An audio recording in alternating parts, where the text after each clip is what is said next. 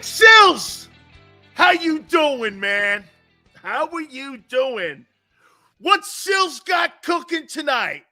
Huh? Yes, sir. Yes, sir. Gary Cobb, 4:30, as always, from Fox 29. And at 6 o'clock, Dwayne Rock Johnson will join us. How you doing? How you doing?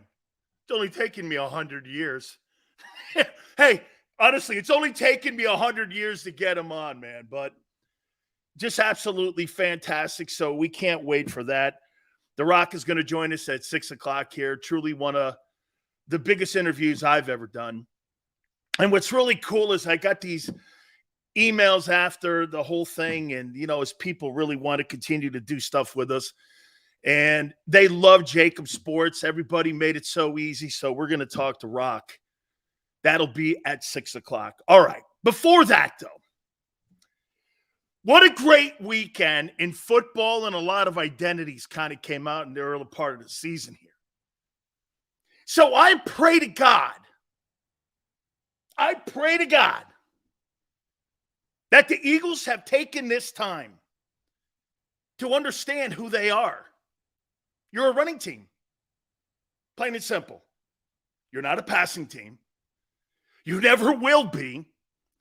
You are a running football team. That's your identity. Stop fighting it. Stop fighting it. You're a unique running team that can throw the ball. That's who you are. Embrace it. Stop fighting it. And I'm going to make a point to you on the Dallas Cowboys here in a second. And I'm going to tell you that Nick Sirianni needs to take over the play calling immediately from Brian Johnson. Immediately. He needs to take over immediately. Because I'm going to tell you what's wrong with the offense. Pretty much the same personnel. Jalen Hurts still in the same offense, right? What's different? Kind of the same thing that was different when Frank left. Carson Wentz. Carson Wentz's identity was trying to be changed. And that guy is now completely out of the NFL. Going to get to that here in a sec. I'll tell you something right now about the Dallas Cowboys. You ain't near them after 2 games. The Eagles are not close to being that good. You're not close. And I'm going to make a point to you here.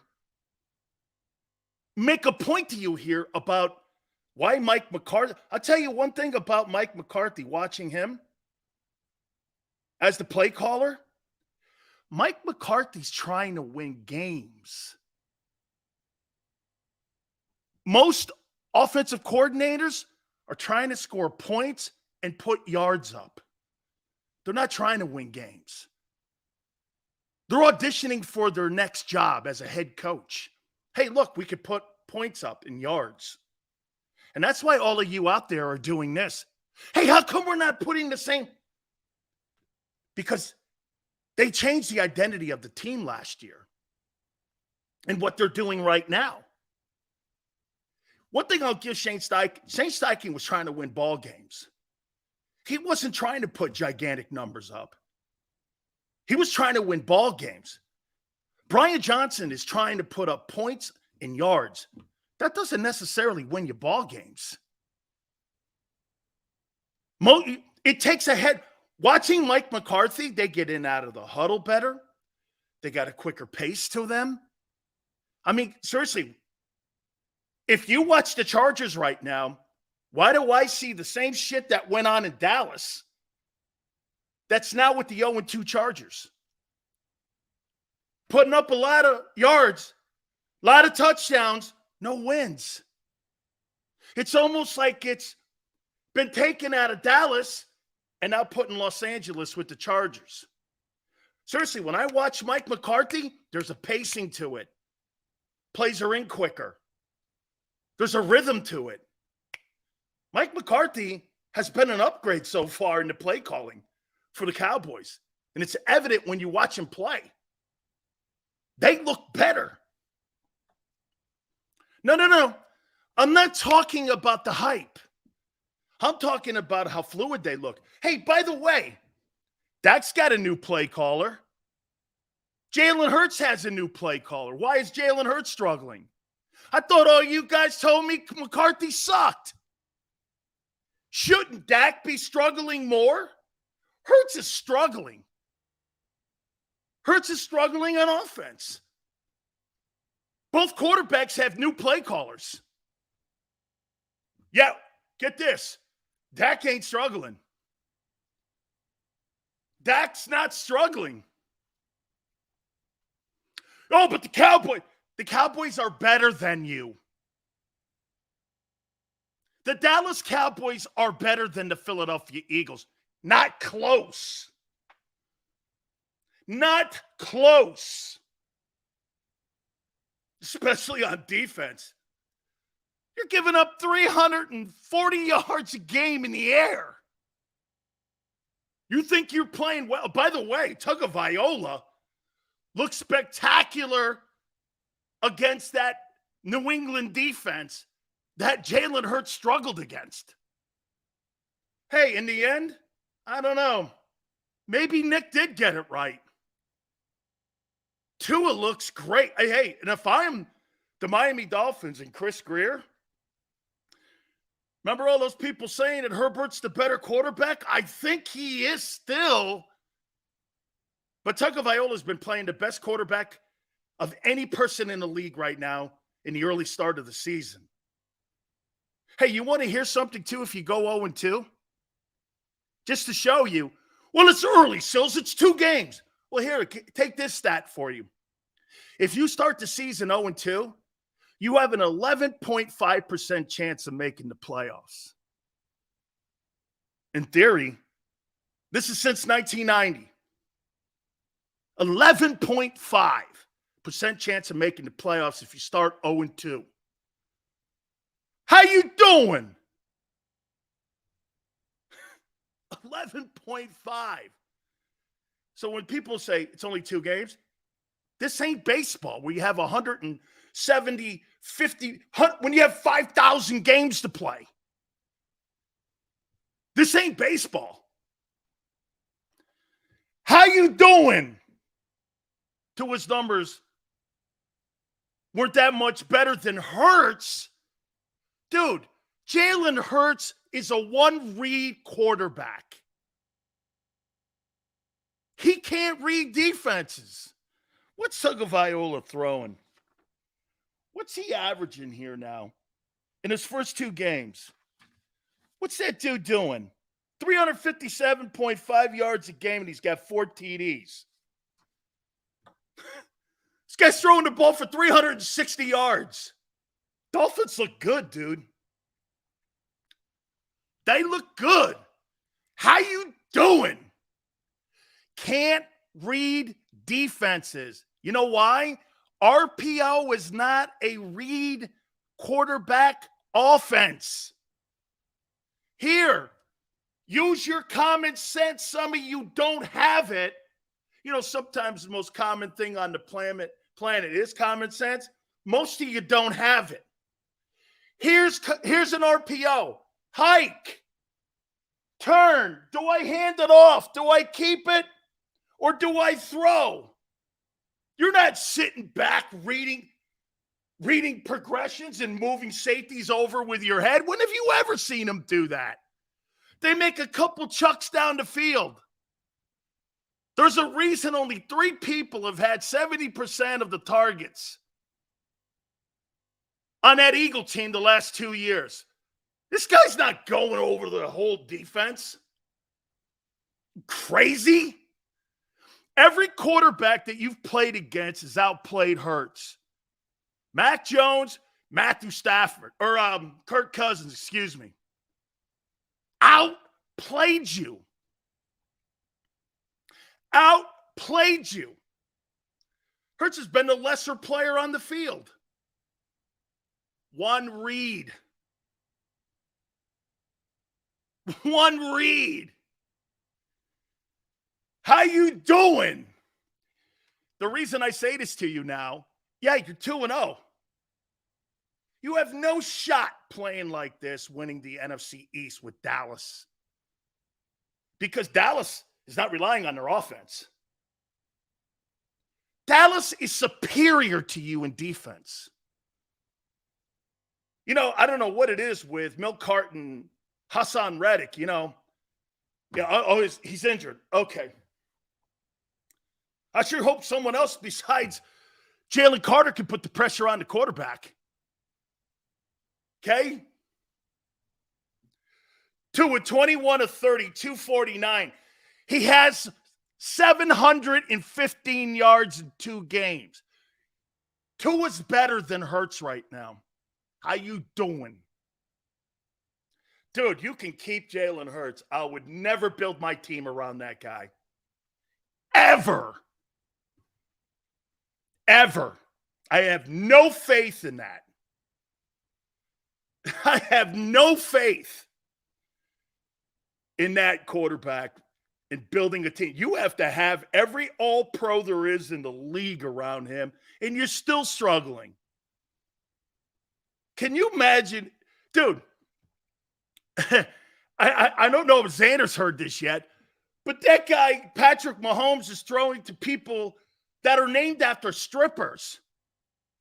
Sky Moore? What's his name? Skylar Moore? It's like Stormy Daniels. I mean, this guy's throwing to strippers. Chandelier Williams. I don't know. Hey, Champagne Room Stacy. I don't know. This guy's throwing to strippers. Got to be kidding me, man. And he still gets it done. Amazing. Amazing. Amazing. Just a great performance so far by Tagovailoa. Now here, we're going to look at week 2 of the NFL, but here's the topic. Dak and the Cowboys are so much better than the Philadelphia Eagles right now. It's not really close. How many Super Bowls has Allen been to? Hey, Jalen has been to as many Super Bowls as Jimmy Garoppolo and Colin Kaepernick and Joe Flacco and Jeff Hostetler. He's been to that many. Okay, so wait. He's 5-2 in the postseason. Are you telling me that you believe that Garoppolo is more accomplished in the postseason than Hurts? Because he is. He's 5-2. So if you want to go on Super Bowl appearances, Jimmy's your guy. Jimmy's your guy. Jimmy G. Jimmy G. Yes, sir, baby. The Cowboys are better than you. Bang! That was a performance. Hey, they killed the New York teams. They absolutely killed the New York teams, man. What did they score in that thing? So let me get this right. They have beat both New York teams 70-10. They're giving up 5 points a game, and you guys are giving up like 30. Jimmy's been in the league 12 years. Well, Jimmy don't make the money Jalen makes. Jalen's a $50 million, one of the top guys in the league. How come he sucks right now? This is why I don't respect your takes. Quite frankly, I'll pull a Deion on you. I don't give a shit what you think, Sway. Whether you like my takes or not, it's irrelevant. You pick and choose how you judge the other quarterbacks. Pick and choose? No. I pick and choose what the league is today. Sway, I don't give a shit what you think my takes are. Matters nothing to me. Whether you respect me or not, I don't care. Because all I need is my kid and my wife to. Whether you do or not is irrelevant. The day you get that, Sway, is when you'll understand me better. I don't care. I never have in my 30. Hey, Sway goes, this is why no one respects your takes. You're right. For 36 years of me being on broadcasting, completely true. I have sucked for 36 years. Yeah. I have sucked for 36 years. I don't care. You are not better than the Cowboys. Your play caller is inferior to the Cowboys. Your defensive coordinator is inferior. Your coaching is inferior. After week 2, here's some takeaways about the Eagles compared to some of the other teams in the NFC East. You have the worst coaching staff in the NFC East. Your quarterback is playing at the level Sam Howell is. He's 2-0 too. Your defense is nowhere near the Cowboys. Tell me I'm wrong.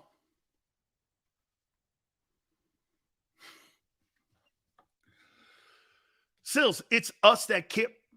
Maniac, what does us have to do with whether you like my takes or not? And remember something too, even Maniac is getting a little sideways. Because at the end of the day here, it's sports talk. It's not political talk. Don't get your panties in a bind. Sit back, do some vaping for some of you. Maybe some of you put a bag over your head and breathe deeply for 3 quick breathes, like Sway here. You see, I love Sway. Clown Sileo. You mad, bro? No. Speaking the truth, bro.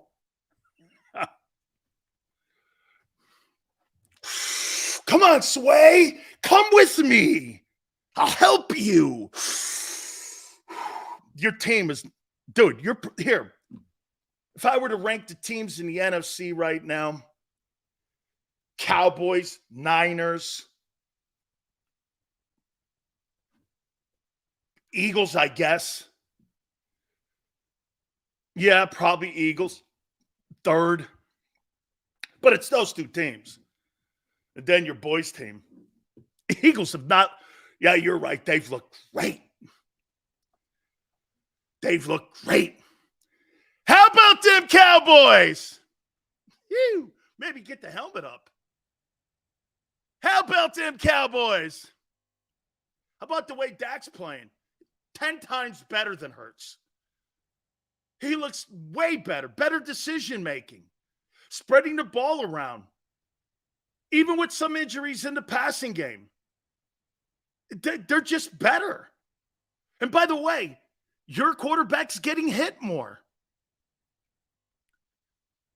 They're getting hit. You see Tagovailoa take that Dolphin team up there, sit back there in the pocket, looking over receivers and such.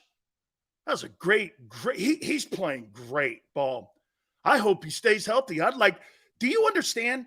That guy, can you imagine if he plays a 17-game season? He'll throw for 5,000 yards. Saban was right to bench Hurts for him. He's better. He is better. When healthy, he's better. How you doing? Nick's right. Nick's right. Dak's playing the best quarterback of anybody in the NFC East right now. By far. By far. Keon goes flip-flop. No, it's not flip-flop. It's player performance, jackass. My takes are not dictated on predetermined dictated takes like Jalen's passing, predetermined throws. My takes are on what players do weekly. That's how you look at things. Sills, who hurt you to make you hate our team so much? I picked you to go to the Super Bowl. You were 10-30 in your career. I don't know what that means. Dak Prescott out of the gate in 2023. Bang! Bang! Boom! God, he's looking good. Cowboys look great. Cowboys look fantastic. Yeah, man. Nick Sirianni needs to take the play calling over immediately because this thing's flopping along. Now you got the Bucs. And I'll say this to you about the Bucs. Not a lot of offense. Who guards Mike Evans on your team? The same guy who gave up 159 yards receiving to Justin Jefferson? Oh, I can't wait to see that. And then Bradbury, thank God you get Bradbury back. Looks like Avonte Maddox is now out for extended time. Could be the whole year. Your linebackers are atrocious. Atrocious. Actually, the Bucs have some pretty good linebackers, a good D-line. I can't wait to see that. That's actually going to be a nice little test. Should be 3-0. Got to go down to Tampa. Shit, you farted around up in New England. You let the Vikings come back in on you. Isn't it crazy? The last two games, you had a 20-point lead and a 16-point lead, and you allowed teams to come back on you. Gee, I wonder why. Because you can't cover anyone. Because you can't cover anyone. That's why. Okay?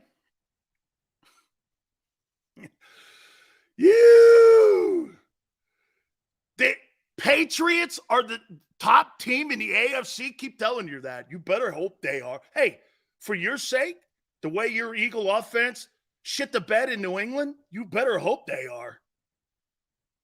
Because you sucked in that game offensively. If O doesn't drop 35+ with mini bye, then we are sad. What could possibly be the difference? Let me guess. You're playing better people, better coaches, better defenses. I mean, I wouldn't count Minnesota as a good defense. Flores is a good coach. Shit the bed 2-0. How come when I look at your 2-0 and I look at Dallas Cowboys 2-0, I have a different opinion on your 2-0? You don't look very good. You look as good as the Bucs do. The Bucs are 2-0 also.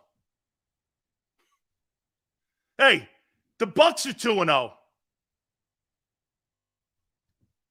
So wait, hey, that's a good point. Hey, the Bucs are 2-0.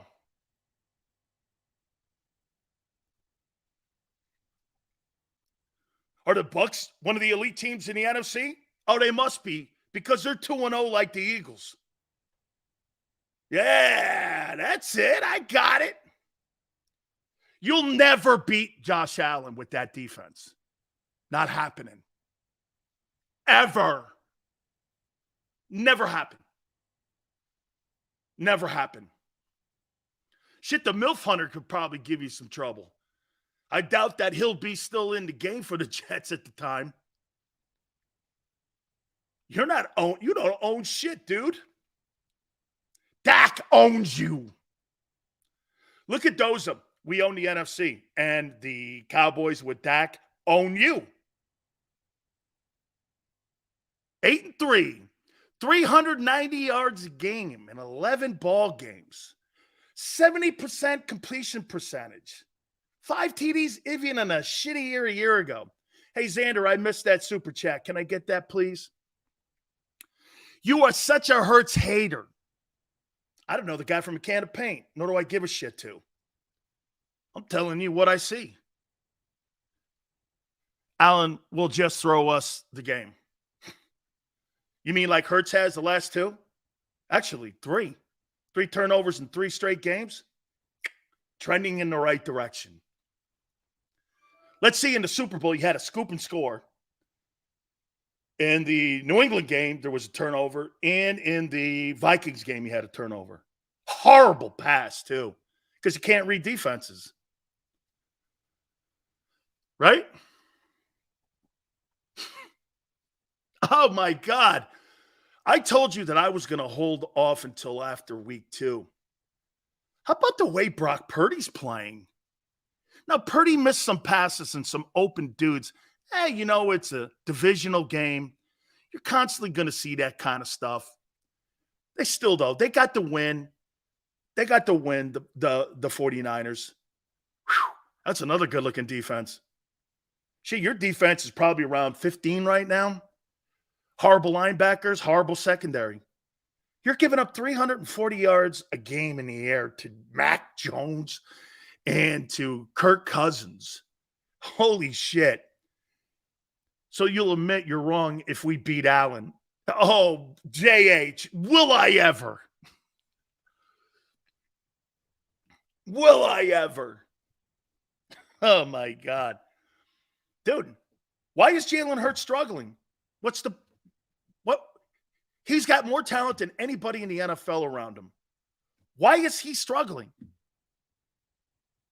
Answer? Or is it just taking shots at me? If you want to take shots at me, I'm good with it. That just shows me, again, low-hanging fruit. Why is Hurts struggling? Or wait, maybe you don't think he is. Dak has only accounted for 14 points out of the 70 in 2 games, plus the Giants and Jets were cupcakes. So you played against one of the worst defenses I've ever seen in NFL history, that Vikings defense. And you played against Mac Jones. All of a sudden now Mac Jones is elite to you guys? Who have you played? You played 2 teams that won't make the playoffs. The Jets have a shot. Who have you played? You have played a year and 2 games. Nobody's, except for the Super Bowl.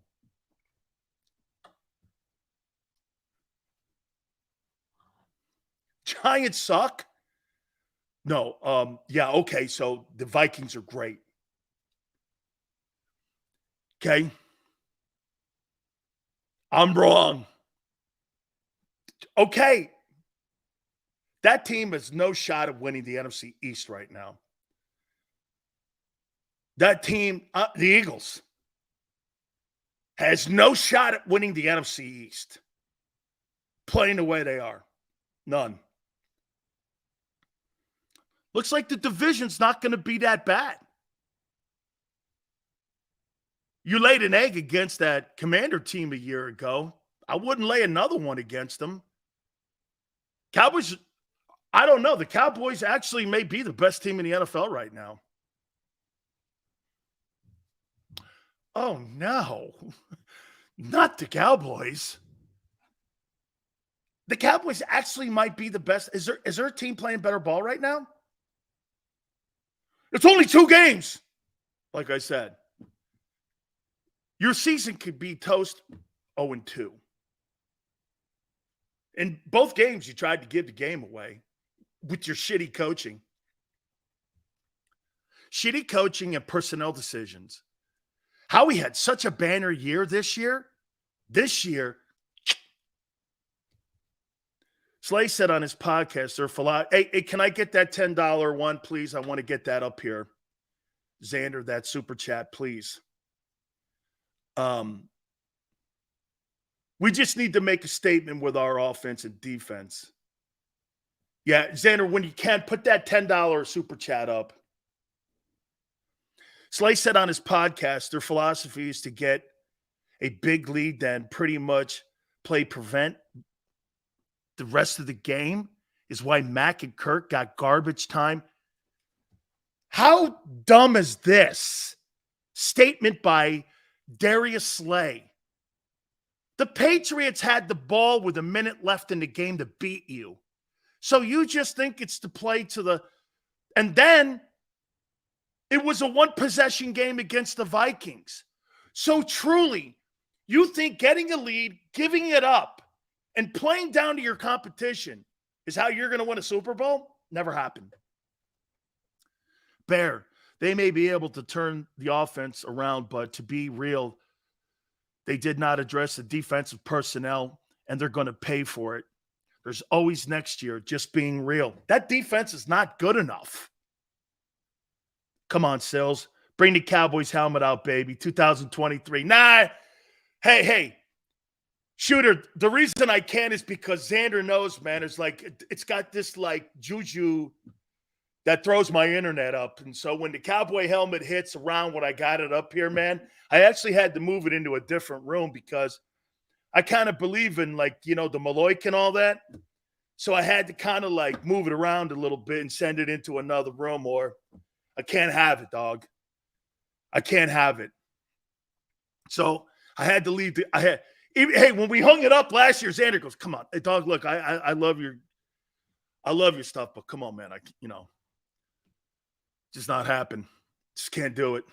And I'm with him on it too, because for like a week, the entire internet went out, and I said, "Yeah, we're gonna move the helmet." Then after that, it was there. We go. Okay.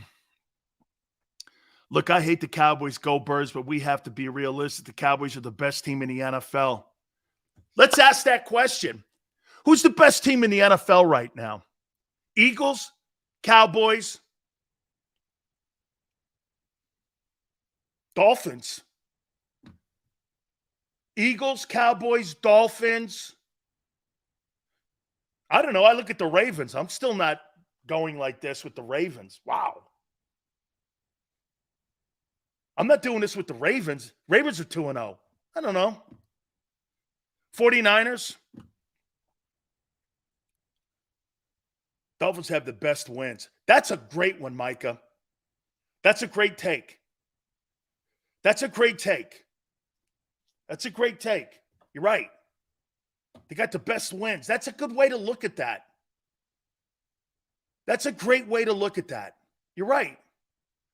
The Dolphins so far have dominated. I mean, dude, I was shocked what they took apart the Chargers, and then they went up to Belichick and they took care of business. And it wasn't like they were running the ball. They're not a one-dimensional. Well, they are kind of one-dimensional, but it's on Tua's arm. You're never winning games with Jalen Hurts' arm. You're going to win it with his legs, then his arm. That's who he is. Okay? Now, again, I want to back this all up here and say this, though. Still, dude, guys, at the end of the day, Hurts does something that's very unique. He's the best passing Wildcat quarterback in NFL history. The only thing I can hope for is the Cowboys blow it as an Eagle fan. Bear, which is very possible, because the owner gets in the way of Dak and everything else in the building. I'm telling you, one of the most impressive things so far in the first 2 weeks of the season has been the play calling of Mike McCarthy. And you know what else? He has shown you he's a better head coach play caller than Sean Payton. Big Sills, we are fortunate enough to be 2-0 with all these circumstances, but we do have a chance to get better. Yes, you do, Ace. Ace, I want to pull everything back here for a second. Remember what I said to you? The offense can't stumble out of the gate. The defense, this is exactly what I said. And we were going back and forth, and Tony, even I were trying to tell you. That defense is not going to be good until around week 8. All right? That's when it's going to kind of get its footing. But the offense can't limp along and struggle, and it is. And that's why these games are closer.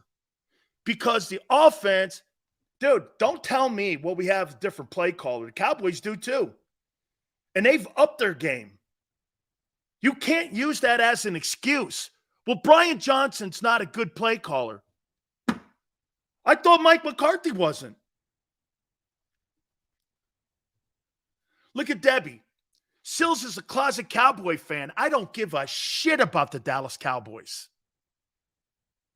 I don't care about any team.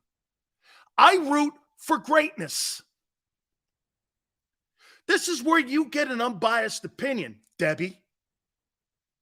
Because I'm an equal offender. I'm an equal offender. And I'll praise you equally. Don't care. You know, again, like I told you guys before in the past, when I was a kid, I might have rooted for the Giants. I don't give a shit about the Giants today. I get friends in all organizations. It's probably why I don't really care. Max calls me a liar. You don't know me well enough to call me a liar, dog. call somebody a liar, you got to actually kind of know them. You don't know me well enough. So stop pretending. You think you do. You think you do. Okay? You think you do. Keon likes that word flip-flop. Did you flip-flop on Carson Wentz? Let me guess. No. So you would just bold-faced lie to people. 99.9% of the Eagle fans have lied for the last 6 years. You want to know your lie and your two biggest lies? Here are your two biggest lies. I hated the Jalen Hurts second-round pick. And boy, Carson Wentz is a franchise quarterback. Who's lying now? Did you flip-flop on those two? Or let me guess. You're trying to revise history. Like you see our current White House. You'll do whatever to change your own narrative. Is that it?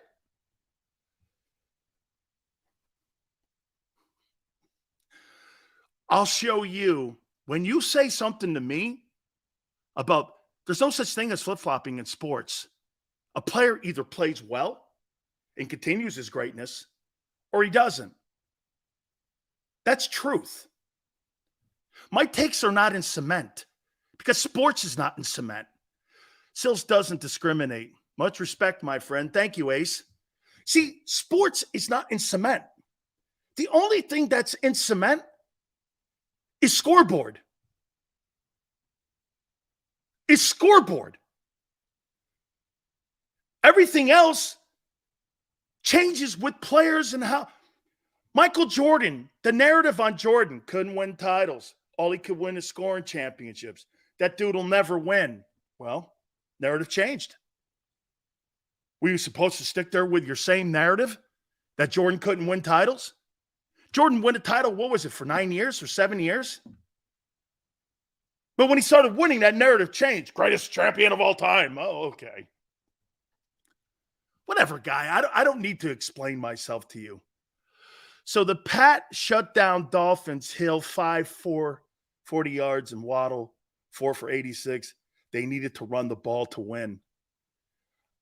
If you think that Jalen Hurts is playing better than Tua Tagovailoa, again, you're high. You're high. Dak is killing it. Good for Dak. Has the hardest job in American sports. Being the face of the Dallas Cowboys. That's the hardest job in American sports. Used to be playing center field for the Yankees. Now it's the quarterback for the Dallas Cowboys. You got a crazy-ass owner. You got the number one rated television shows on TV every week. Do you know that? The Cowboys are the number one rated TV show every flipping week. No matter who they're playing. They could be playing Temple. It wouldn't matter. 19-1, LJ says. What's it gotten you? Silver medal. Congratulations to you. Keep it up, kid. This ain't college football. No one cares about 19-1. They care if you win the last game of the year. What do you think this is? The Big 12?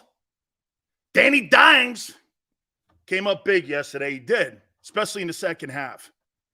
19-1. This guy sounded like he's playing in the Big 12.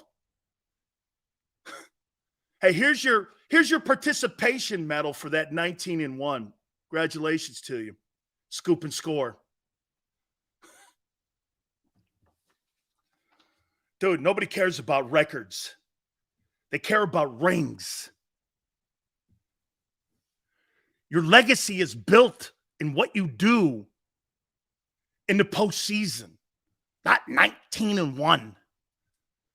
Shit, the guy in Baltimore has one of the greatest win percentages. He's 0-1 in the postseason, Lamar Jackson. He's 0-1. But he's like 48-16 or something. What's it got to do with anything? 19-1 and a silver medal. Congratulations. Keep kicking it, kid. Don't hurt my reputation, Eagle fans, that you guys reach for the ultimate instead of settle for the common. Okay, because you're hurting my opinion of Eagle fans if you're happy with he's happy with 19-1 and no Super Bowl.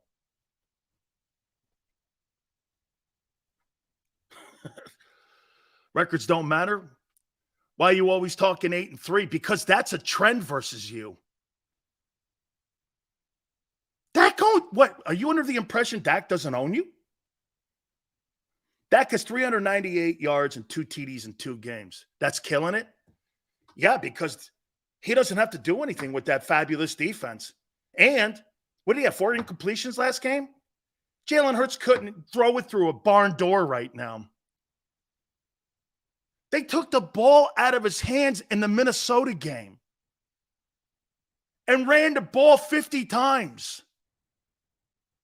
Who runs the ball in the NFL 50 times today? Seriously, I thought I was watching the Naval Academy and Navy Army at the link. Am I right? Xander was like 50 carries. Who does that?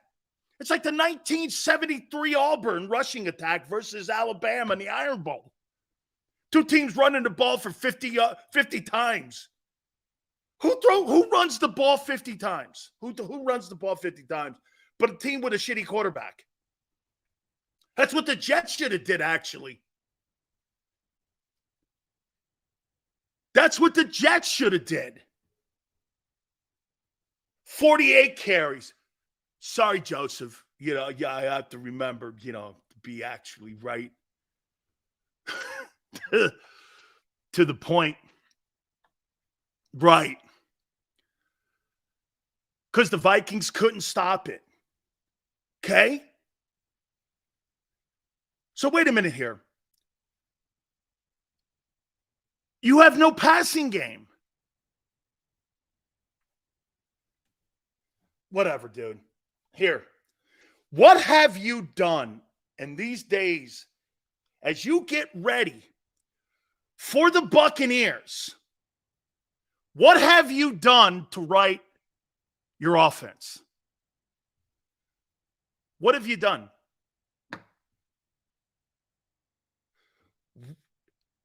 You actually got worse on defense. You lost Maddox now.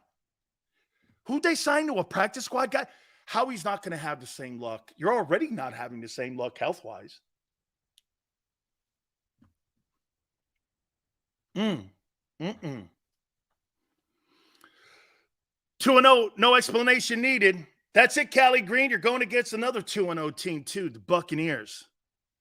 Yeah, you and the Bucs have a lot in common. You guys look alike. 18 points you scored against New England? Yeah, it's about right. Guys look good.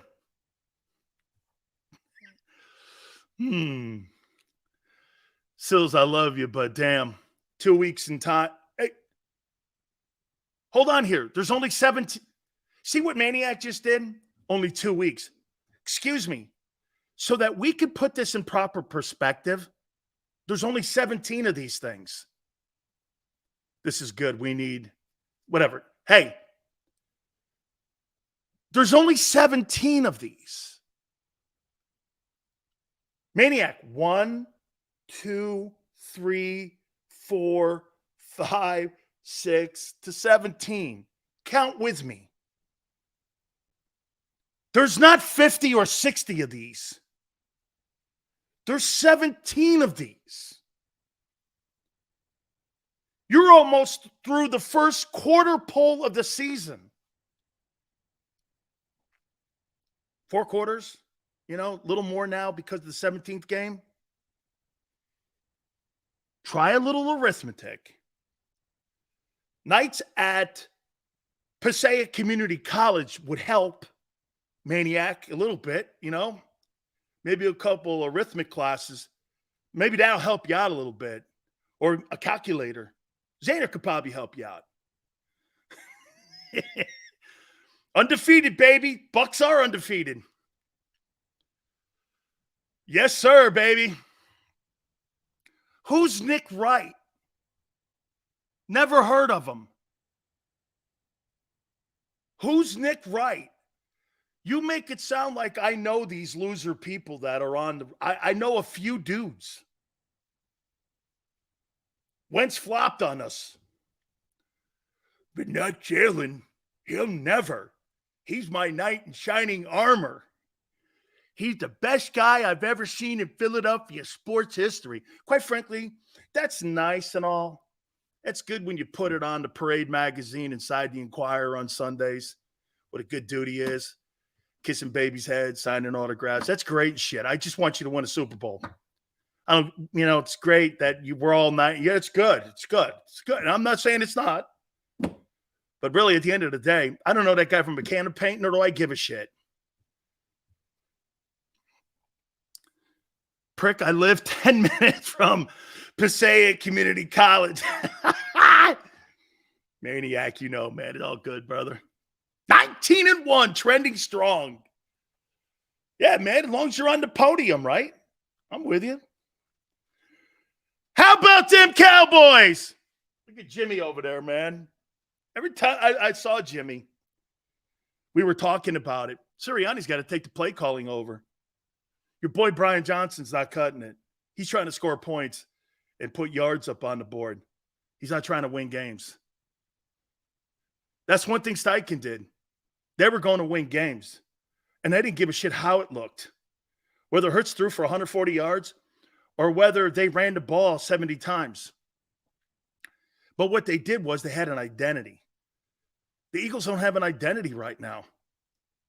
And they're fighting their identity because their identity is a power running team. It's been a power running team for 30 years.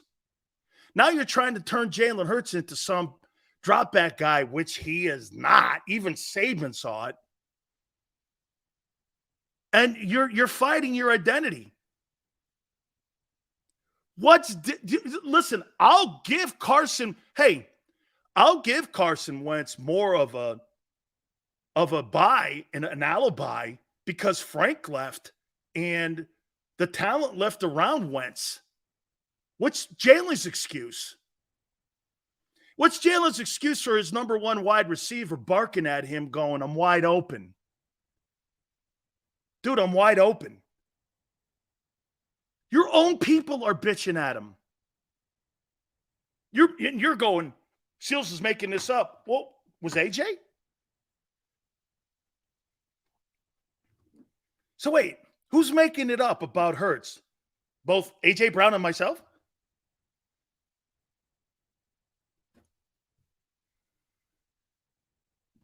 I never picked Jalen Hurts to win the MVP. I picked Josh Allen to win it. I never did that. Seals, you're not on the sideline. Shut up. No, you're right. That was probably a friendly conversation over, the fact that someone didn't pick the tip up at dinner. I'm probably thinking that's what it was. Yeah. How come there's discord in Philly and in Dallas? Everyone's like the best team. Now, here. We're going to look at week 2 of the NFL at the top of the hour.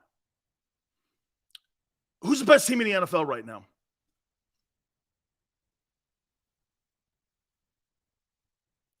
Who's the best team in the NFL right now? Who's the best? Say it with me. Come on, you pancake eating. Say it with me. Who's the best team in the NFL right now? Come on now. Say it with me. Oh, and by the way, I have to say this, and I'm really happy that Xander's here. I'm not going to name a name, but somebody on our network told me how great Justin Fields was going to be. That guy blows out loud. He's not getting better. It's not happening. It's not happening. And he runs 4.4s. Wow, that guy runs a 4.4. Can he read a defense? That answer would be no. So you could take Justin Fields and put him in the great trash can of Ohio State quarterbacks that have imploded in the NFL. They have never had a decent quarterback ever. And I say that, ever play in the NFL that was decent. Okay, decent. Wait, let's see. Kirk Krenzel, is that his name? Art Schlichter? What else? Who else?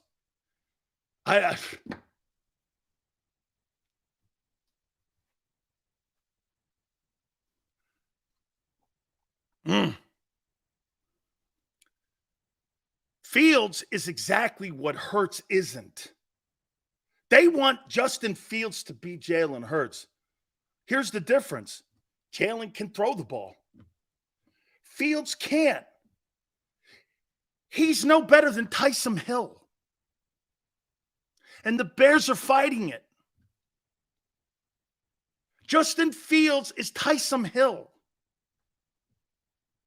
Tyrod Taylor's better than him. Teddy Bridgewater is better than him. I mean, Teddy Bridgewater is a Pro Bowler. That guy will never, only way he's going to the Pro Bowl is if he buys a plane ticket.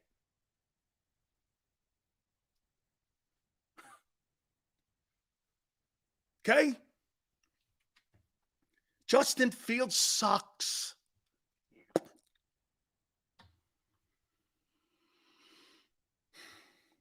Dude, Jalen Hurts is superior to that guy. I mean, I actually heard people on Speak for Yourself comparing Justin Fields to Jalen Hurts. I said, that's an insult. There's nothing remotely close to the two. Maybe because Fields is a better open field runner than Jalen. Maybe. But Fields is not close to Hurts. Hurts is an actual quarterback that wins some games. A lot of games. That guy's 5-22 as a starting quarterback in Chicago. He's 5-22. 5-22. Now, that's an indictment also on that stupid-ass organization the Chicago Bears are. They're not helping. Well, they went out and got DJ Moore. And that, hey, how about that kid, too, that Claypool kid? Dude, that kid Claypool is a disaster in Chicago. He lays down on plays and quits on plays. I'd fire his ass. Plays not his side, he quits. Like, Quez Watkins is better than Chase Claypool. Quez Watkins is better than that. Or, I'll take that back. I trust Quez more than him. I trust Quez more than that guy. That's for damn sure. Okay? JM goes, I'd rather have Bieniemy over Johnson. Too late now. You guys had these training wheel coaches in here. You thought you were going to do it 2 years in a row. You thought you were going to retool the roster 2 years in a row the way you have. Okay? 5-22 doesn't matter. Okay, Jay Quest, but I'll say this to you. Over those 27 games, that guy showed no improvement. In 27 games, Jalen Hurts has shown improvement. That guy's shown nothing. Nothing. Nothing. I mean, I don't even want to continue. By the way, just to show you how important coaching is, the most overrated coach in National Football League right now is Sean Payton. But the scapegoat's going to be Russell Wilson. Okay? So let me get this right. You're paying Sean Payton $20 million. And you're paying the other guy $48. You got $68 million in a boatload of first-round draft choices that's been surrendered for Peyton and Russell Wilson. That thing is a bigger train wreck than the Trey Lance disaster.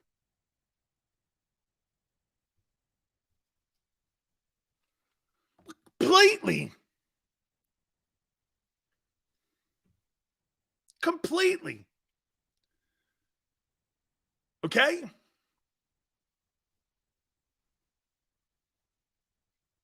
McVay, the guy in Los Angeles with the Rams, that guy's a good coach. That's coaching. That's a damn good coach. Because that shitbox of a roster the Rams have, for them to even be in games. Hey, by the way, that game now with the Eagles, that Rams game, that'll be competitive. You know why? Because the Viking game was. Rams are probably better than the Vikings. They got a better head coach, that's for damn sure. So, look, the games that you thought were going to be kind of like, I know the Eagle fans, walkovers, Bucks and Rams. Shit, man. Patriots and Vikings, you guys had to play till the last minutes of the game. They were last possession games for both teams. Both teams had a chance to put you away. Not like the Dolphins. Dolphins put teams away, and the 49ers did too.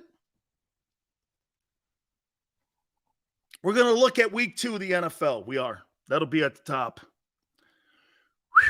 How come you got – hey, I respect the Eagle fans in here right now. You know why? Because it's so hard for you to say this with me. The Dallas Cowboys are better under Mike McCarthy than they were under Kellen Moore. The Cowboys have a better defense than you, better special teams than the Eagles, a better offense than you. Say it with me.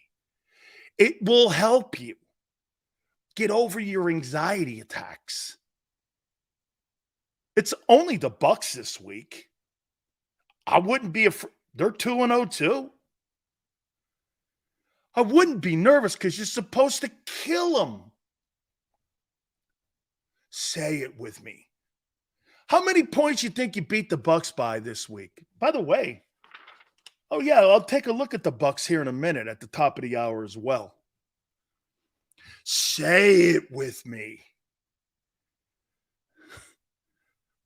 Are the Bucs are the Cowboys better than Philly right now? Now, I am going to do this. Sills, early part of the season.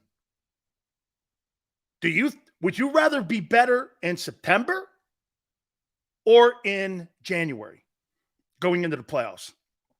Of course. But do you think that personnel side of the football field, by the way, again, I think it is chemistry on offense for Philly. I think you got personnel issues on defense.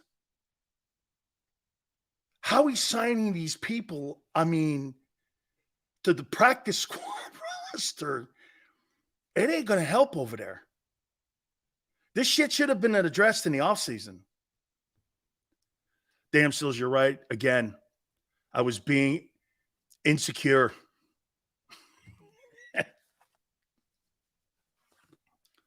Nicholas goes, this guy's talking nonsense. So he believes the Eagles are better than the Cowboys right now. Who's talking nonsense now? You don't have a better front and a better overall group. Their secondary is 10 times the secondary you have. Stephon Gilmore has been electric. Like Stephon Gilmore, 2000, that's what Stephon Gilmore looks like back there now.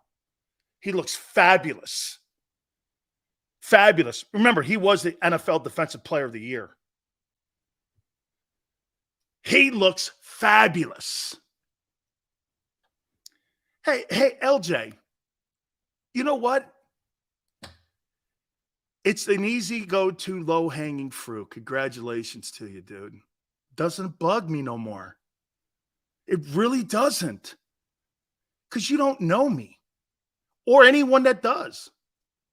So you can call me anything you want. You don't know me from a can of paint.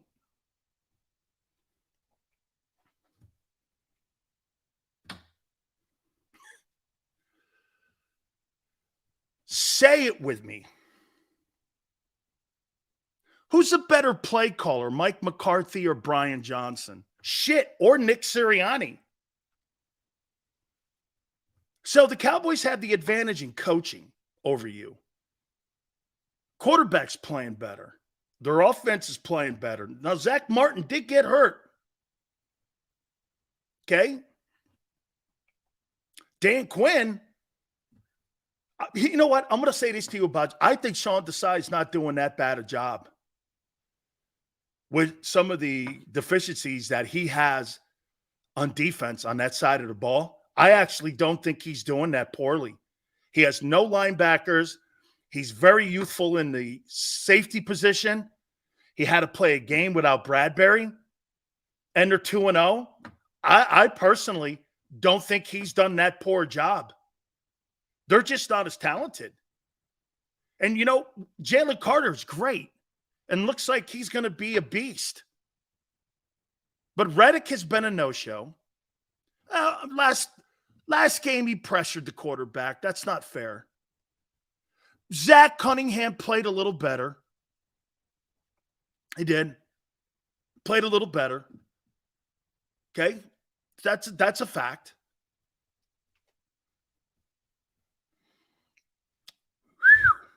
We're going to look at the Bucs. Okay? We're going to look at the Bucs. Also, week 2 of the NFL. Gary Cobb will join us at the bottom of the hour from Fox 29 in Philadelphia. Do not forget, folks, we really appreciate all that you've done here with us when it comes to our Hooters Friends, the official home of the National Football Show.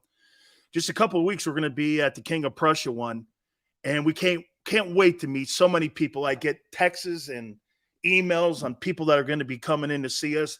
Look, all 7 locations in the Northeast area. Go to northeasthooters.com. Enjoy tonight's doubleheader when it comes to Monday Night Football, too. You don't want to go into any one of the locations. Go to hooterstogo.com. Take the food home. Put it in your own crib. Get into the locations, though, man. You're going to love it. Tuesday, buy 10 wings, get 10 boneless free.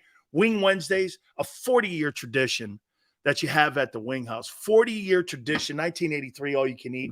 Kids eat for free on Saturdays. On top of that, make sure you go to northeasthooters.com for you to find one of the 7 locations nearest you. And when you roll into any one of the Hooters, do me a favor. You tell them Big Sil sent you.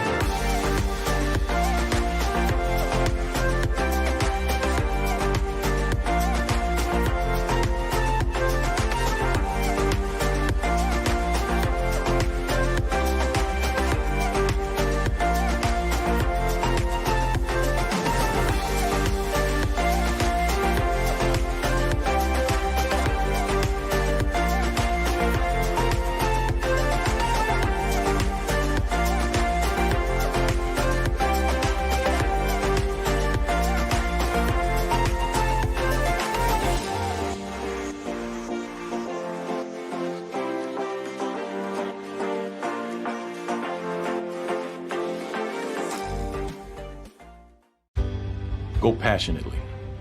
Go fearlessly. Go confidently. Go Birds! Go confidently towards your goals with First Trust, Philly's hometown bank for nearly 90 years, and the official bank of the Philadelphia Eagles. We're focused on getting you over the goal line. So go with conviction. Go with trust. Go Birds! And go forward with us by your side. First Trust Bank, the official bank of Philadelphia dreams. Oh, and go Birds.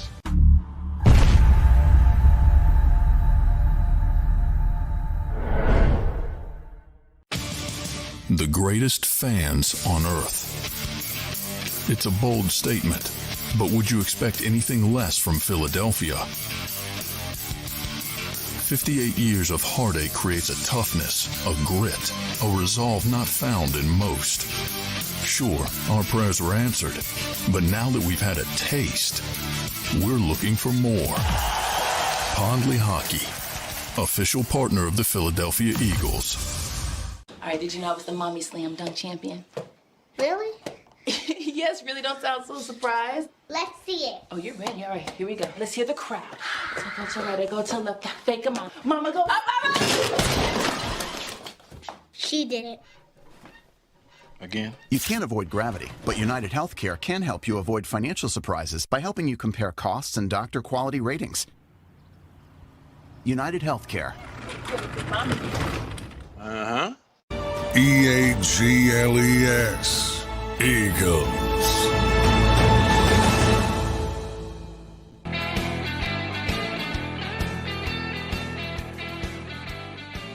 Worst fan base in the National Football League has to be at SoFi Field in Los Angeles.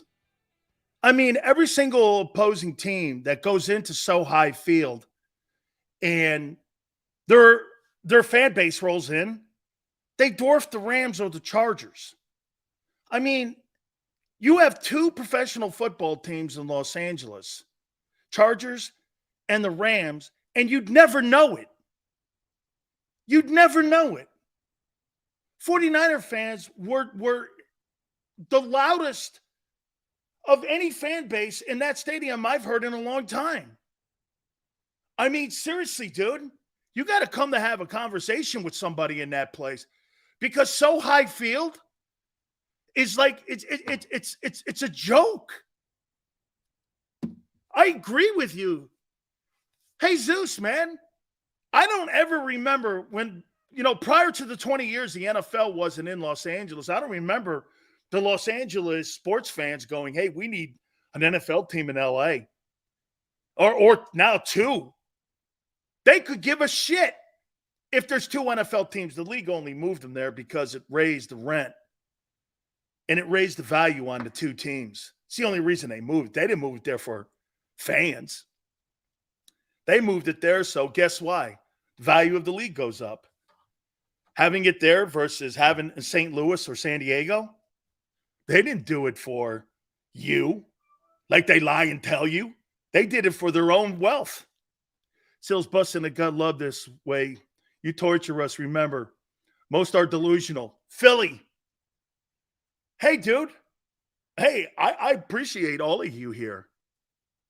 Don't get that wrong, man. I do. And there's so many options, and I appreciate you guys coming here. I'm not kidding. But just remember, at the end of the day, it's sports talk. And if you get your panties in a bind over it, maybe it's a you thing. Woo! You see my boy Bijan Robinson kicking ass. I told you he was going to be the NFL rushing champion this year. Man, that would have looked good in that backfield, man. Wow. Oh, by the way, hey, Xander.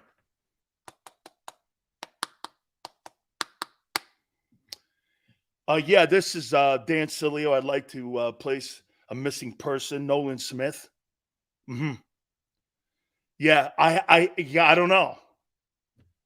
I saw him in the preseason, but I don't know. I think 8 plays, something. Yeah. I don't know.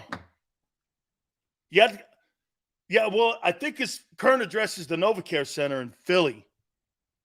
Yeah, I don't know. I haven't seen him. I don't know. Hey, you ask me where Nolan Smith is, I have no idea. Yeah.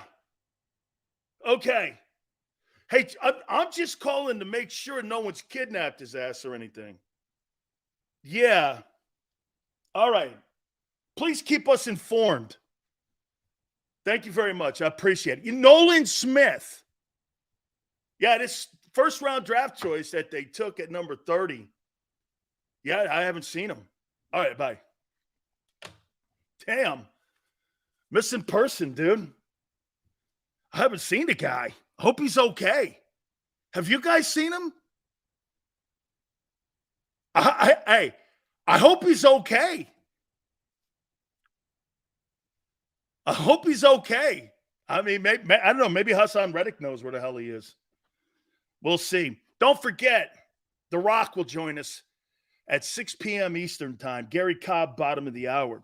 Before we get into week 2 of the NFL, here are the Buccaneers And they're 2-0 record like you guys. The shitty Bucks. The shitty Bucks led by Baker Nobody are 2-0 like you. Wow. They're 2-0, Sills. Yeah. The shitty Bucks are 2-0. Oh, they beat Minnesota too. But they beat Minnesota at home, up at Minnesota's place. Damn.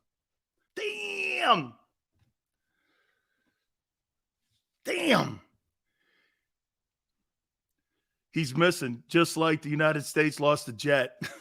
I don't know, man.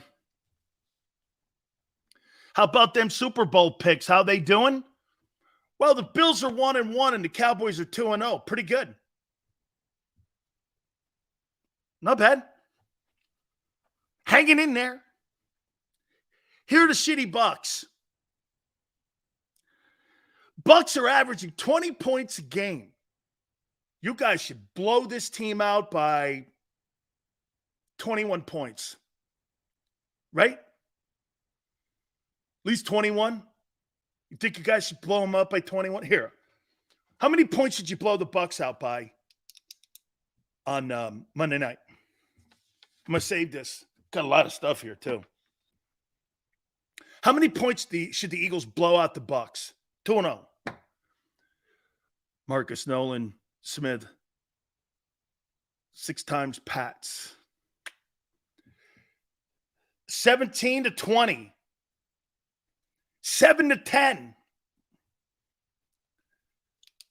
7. No. This is the shitty 2-0 Bucks. They only score 20 points a game.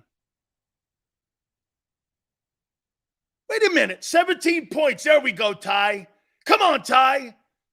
Say it with me, you pancake eating. Let's go. 10 points. There we go. Now we're starting to get up there. There's Eagle fan I know.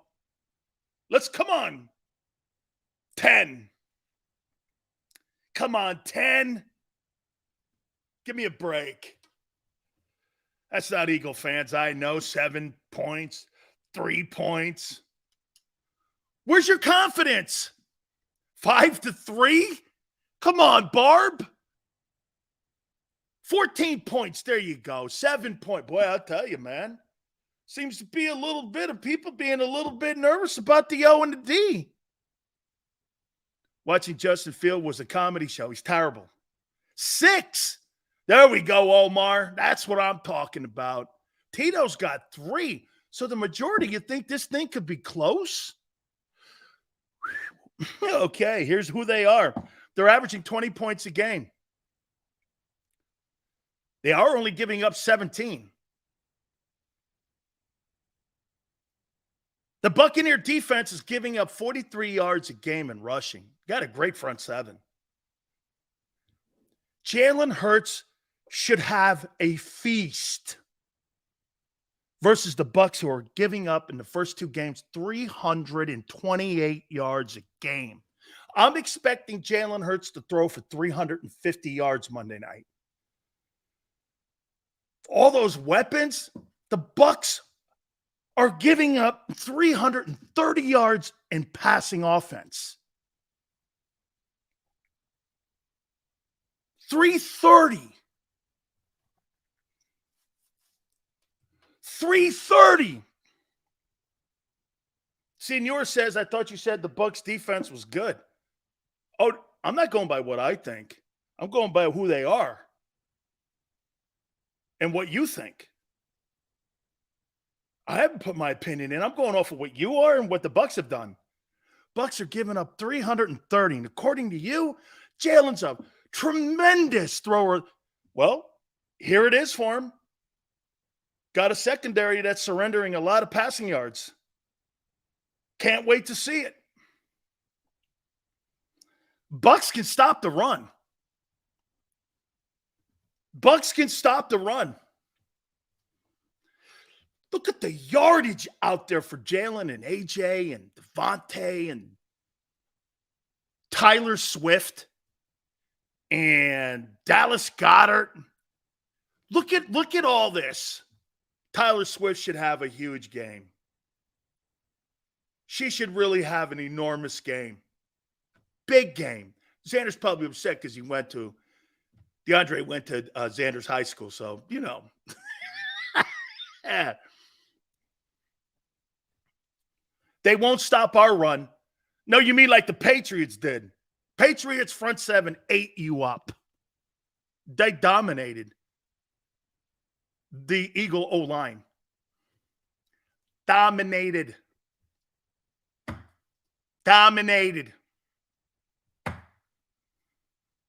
Hit your quarterback. Hit your quarterback a ton. It's DeAndre Swift, not Tyler Swift. Well, in the first game, he was MIA.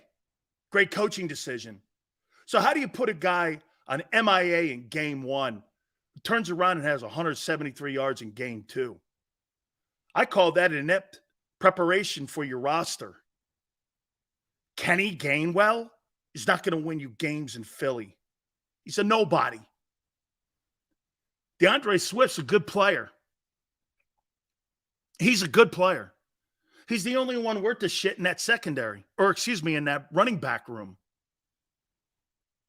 Deactivate him almost in week one, and you don't play him in week two. Come on, dogs. Baker Mayfield is averaging more passing yards to Jalen Hurts out of the gate. Who would have thought that? And he's 2-0 too. Has a 104 quarterback rating. 70% completion percentage. This guy's having a better start to the season than Hurts. How's that possible? How is that possible? He has no run game whatsoever. How's that possible that Baker Mayfield's having a better start to the season than Jalen Hurts? Dude, who's covering Mike Evans? Darius Slay? Oh, yeah. What was that thing on his podcast? We'll get a big lead and allow the Bucs to come back in on us and make a game in the fourth quarter. What are they like in cahoots with a bookie? Mike Evans is averaging 118.5 yards a game, 19 yards a catch. Oh, my God. Hey, your defense is great, though. Chris Godwin, even at 60 yards a game, is on pace for 1,000 yards. And he's averaging 11 yards a catch. Who's covering these guys? Couldn't cover Cole in those first two games.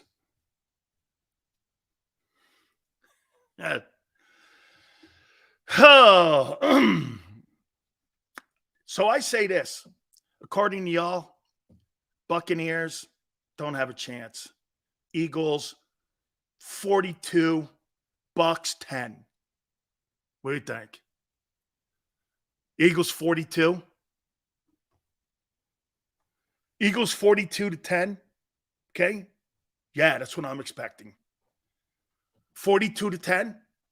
Shit, we might as well bury the lead here. Screw the talking about the game on Friday or next Monday, actually. 42-10. All right. This was going to hurt a little. This was like, you got, some of you are going to need a proctologist. After this thing, man. Holy cow. I don't know. This is going to get interesting here. Okay? It truly is. I can't wait to see. Here are my rankings for the NFC East right now. Here's my rankings. Cowboys, Eagles, Commanders, Gigantes. You say 10 negative things about Hurts, Sirianni, and the Eagles, and then say, hey, stop pulling my chain. Hey, Xander, can you pull the Super Chat 999 one up, please?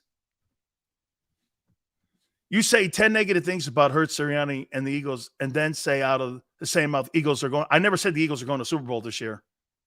I never said that. They're not my Super Bowl pick. I'll say it one more time for you, Lenny. I got Bills and Cowboys. I said it prior to the season starting. I'll say it again. You don't get to carry over.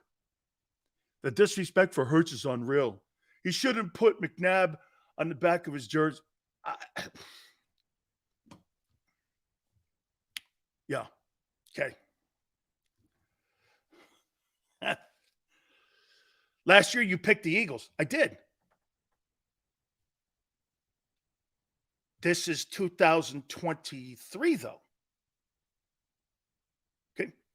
By the way, Chiefs aren't going back. Chiefs aren't going back. They're not going back to the Super Bowl. Not happening.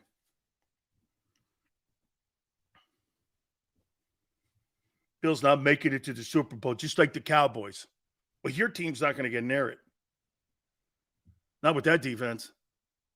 Your offense will come around after it stops limping a little bit, and they have to go back to being one read Hurts. Dude, that guy can't read defenses. He can't.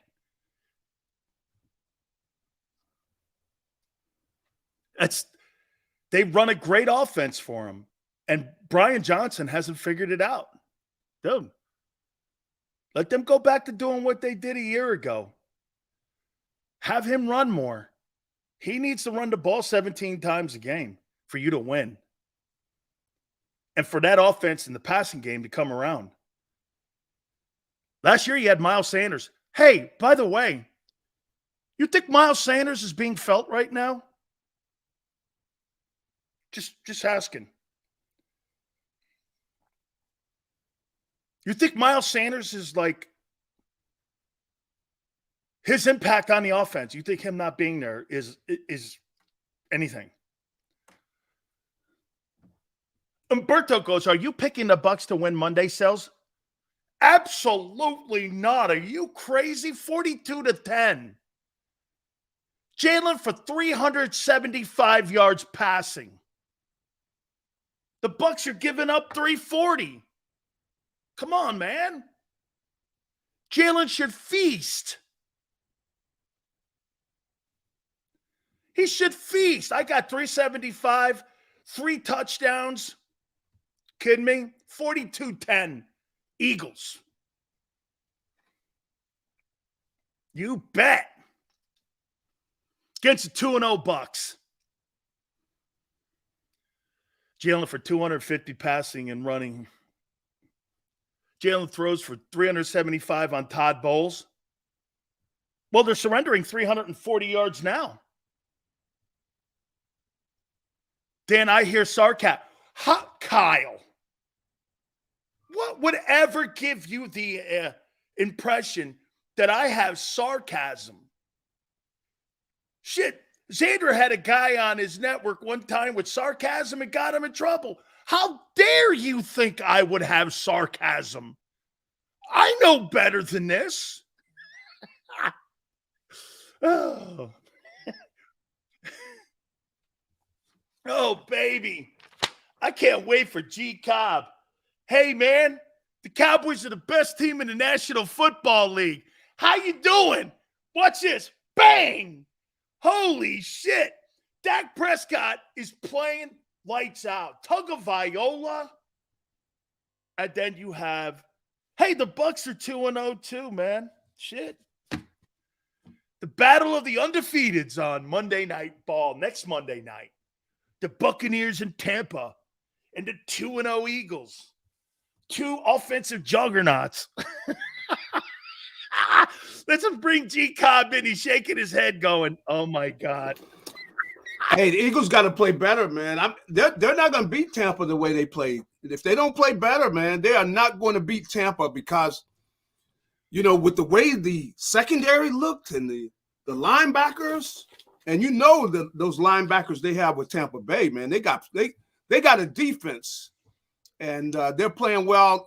They got to play much better if they're going to beat Tampa Bay. And I didn't think I was going to be saying this because, you know, I didn't know how Baker was going to look with them, but he's playing well. Come on. You know they got some good wideouts. Come on. These guys help them win a Super Bowl. So these are not, some kids off the street somewhere.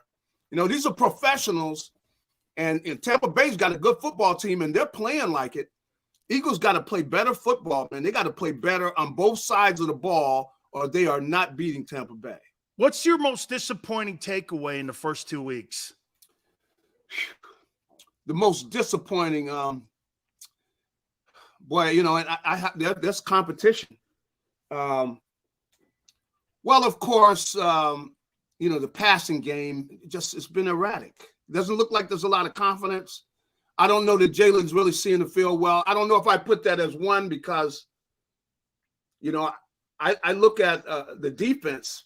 That last game, did they cover anybody? Did they stop them? I mean, the line was rushing the passer well too. They don't get a chance. It's 1, 2, 3. The ball's out, man. I mean, come on. Cover somebody. I mean, and the thing about it is you got to move around on defense if you're in the secondary. The corners move up and back. The linebackers, you know where you got to be, but you want to give them different looks. You got to realize that it's not easy to read what you're in if you just give a disguise and you talk about it. You give them certain look, but you see guys out there, some of these guys out there playing like the rookies, you go to your spot and you stay back. No, move around. You know where you got to be when the ball is snapped. But they got to do a better job of that because and sometimes you go up and jam the wideout. You change the situation because let's say the quarterback comes up, he's going to the guy. He know the routes he's running. He's planning on going to this guy. 1, 2, 3, he's throwing that ball. If the guy's jammed a little bit, it throws the timing off. You give your lineman a chance to get there. But how do you expect these guys to be rushing? They figure, man, these guys are not covering anyway. I mean, eventually somebody's going to come in the huddle and say, look, man, this guy hasn't blocked me all day. You guys aren't covering anybody. I mean, really, if I look at the kid, Jalen Carter, in the first game, he should have had 2 or 3 sacks. He's beating his man. Boom. Come on. Hey, look, fellas, we got to stop them from 1, 2, 3 where the ball's out. We got to give them different looks. Sometimes I would even tell one of the linebackers, go over and line up on the tight end, give them a different look and move back. Some of these guys, they don't get it. I said, look, you're giving the other guys too much credit when you don't move around because they're going to make mistakes. They're going to think you're in this and you're not in that. See, Gary, I want to throw this at you here. I talked to Jimmy Johnson this morning, and he said something about offensive play callers. And when you watch Mike McCarthy, there's a pacing now that's better than nice job. There is a situation where the plays are coming in better. And Jimmy said this, a guy like McCarthy versus a guy like Kellen Moore, and I'm going to tie it in to Brian Johnson. He goes, when you've got a really great play caller and you got a guy who's a head coach play caller like Andy Reid or McCarthy, these guys are trying to win the game. They're not trying to score points. They're not trying to put yards up.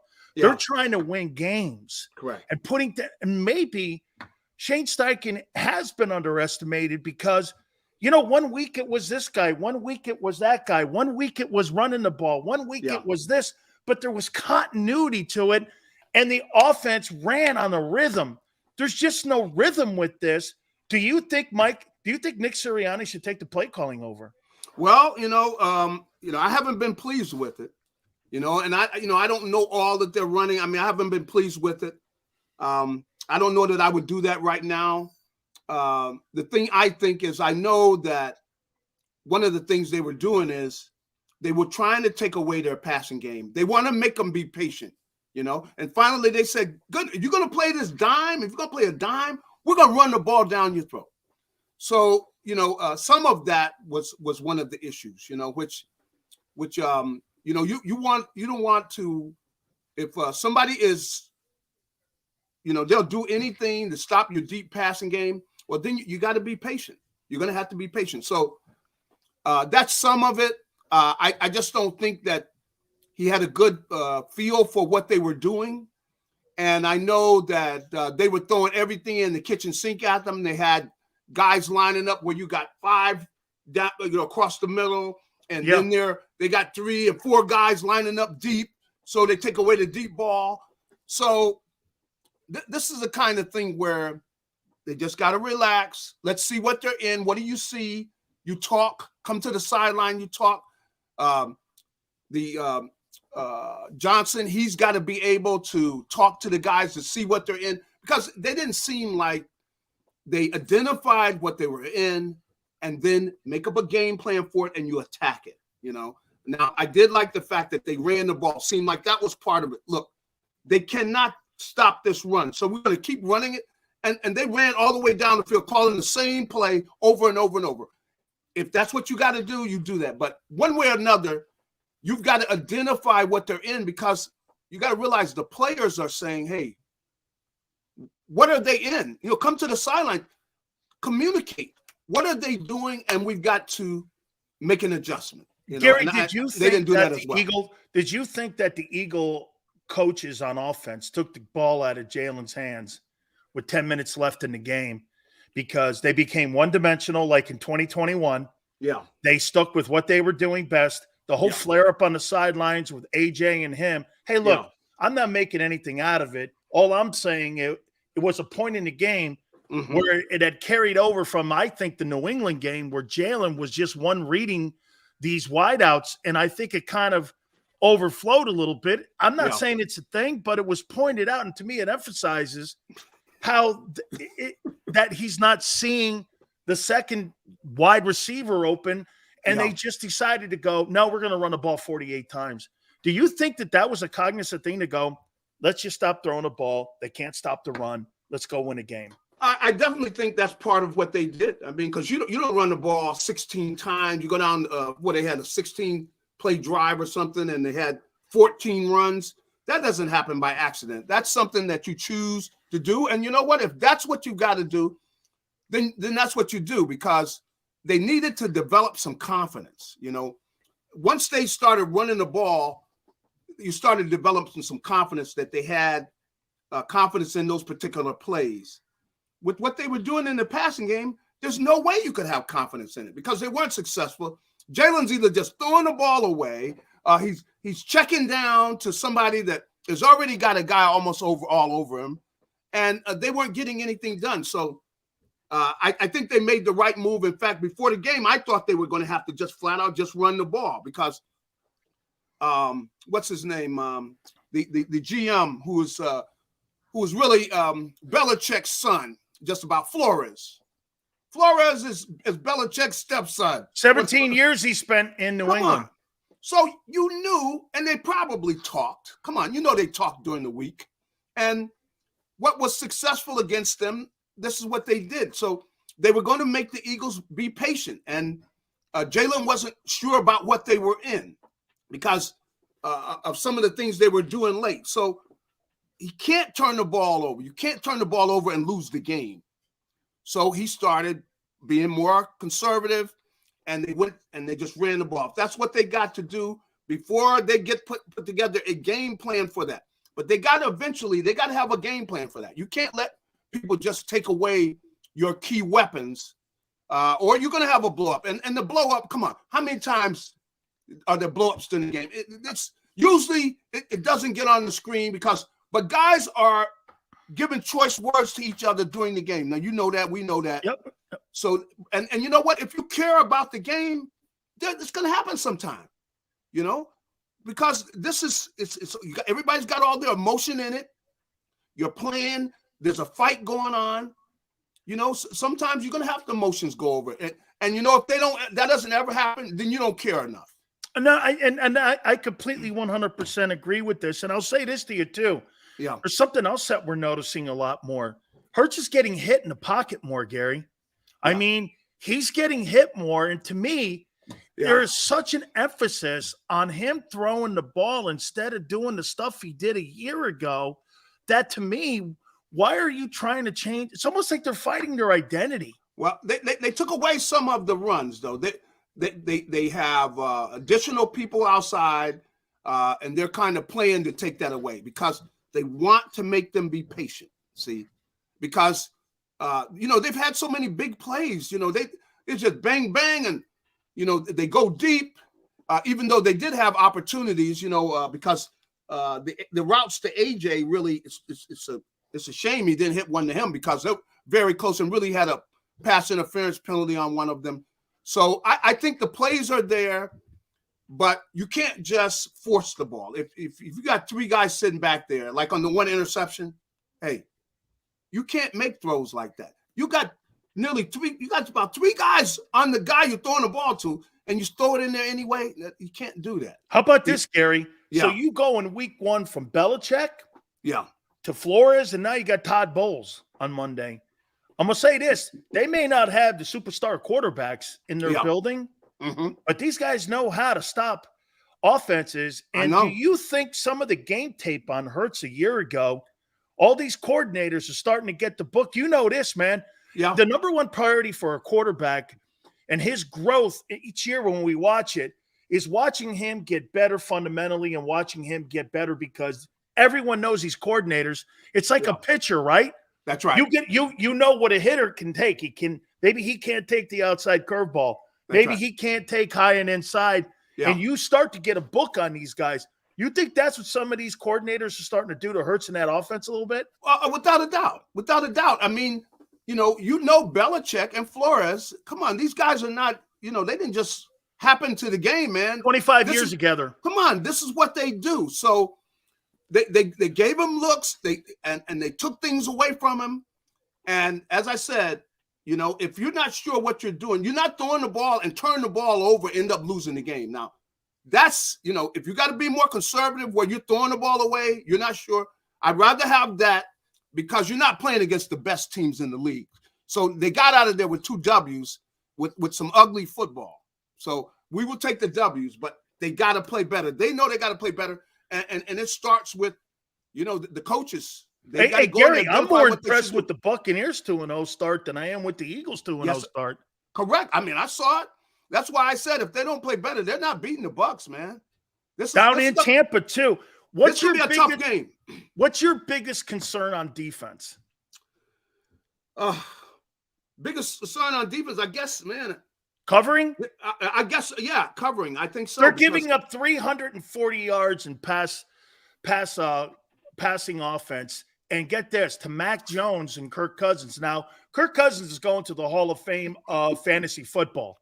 Yeah. Okay? He's going to the Hall of Fame fantasy football. He racks up those numbers. Because he puts them numbers up, but 340 yards in pass offense is quite a bit in 8 quarters of football. They're not doing a good job of covering people. They're just not doing a good job because the quarterbacks are able to get rid of the ball so quickly. Come on, man. Tighten up on things. That's why I say jam some guys sometime. Delay their release. You got a good pass rush.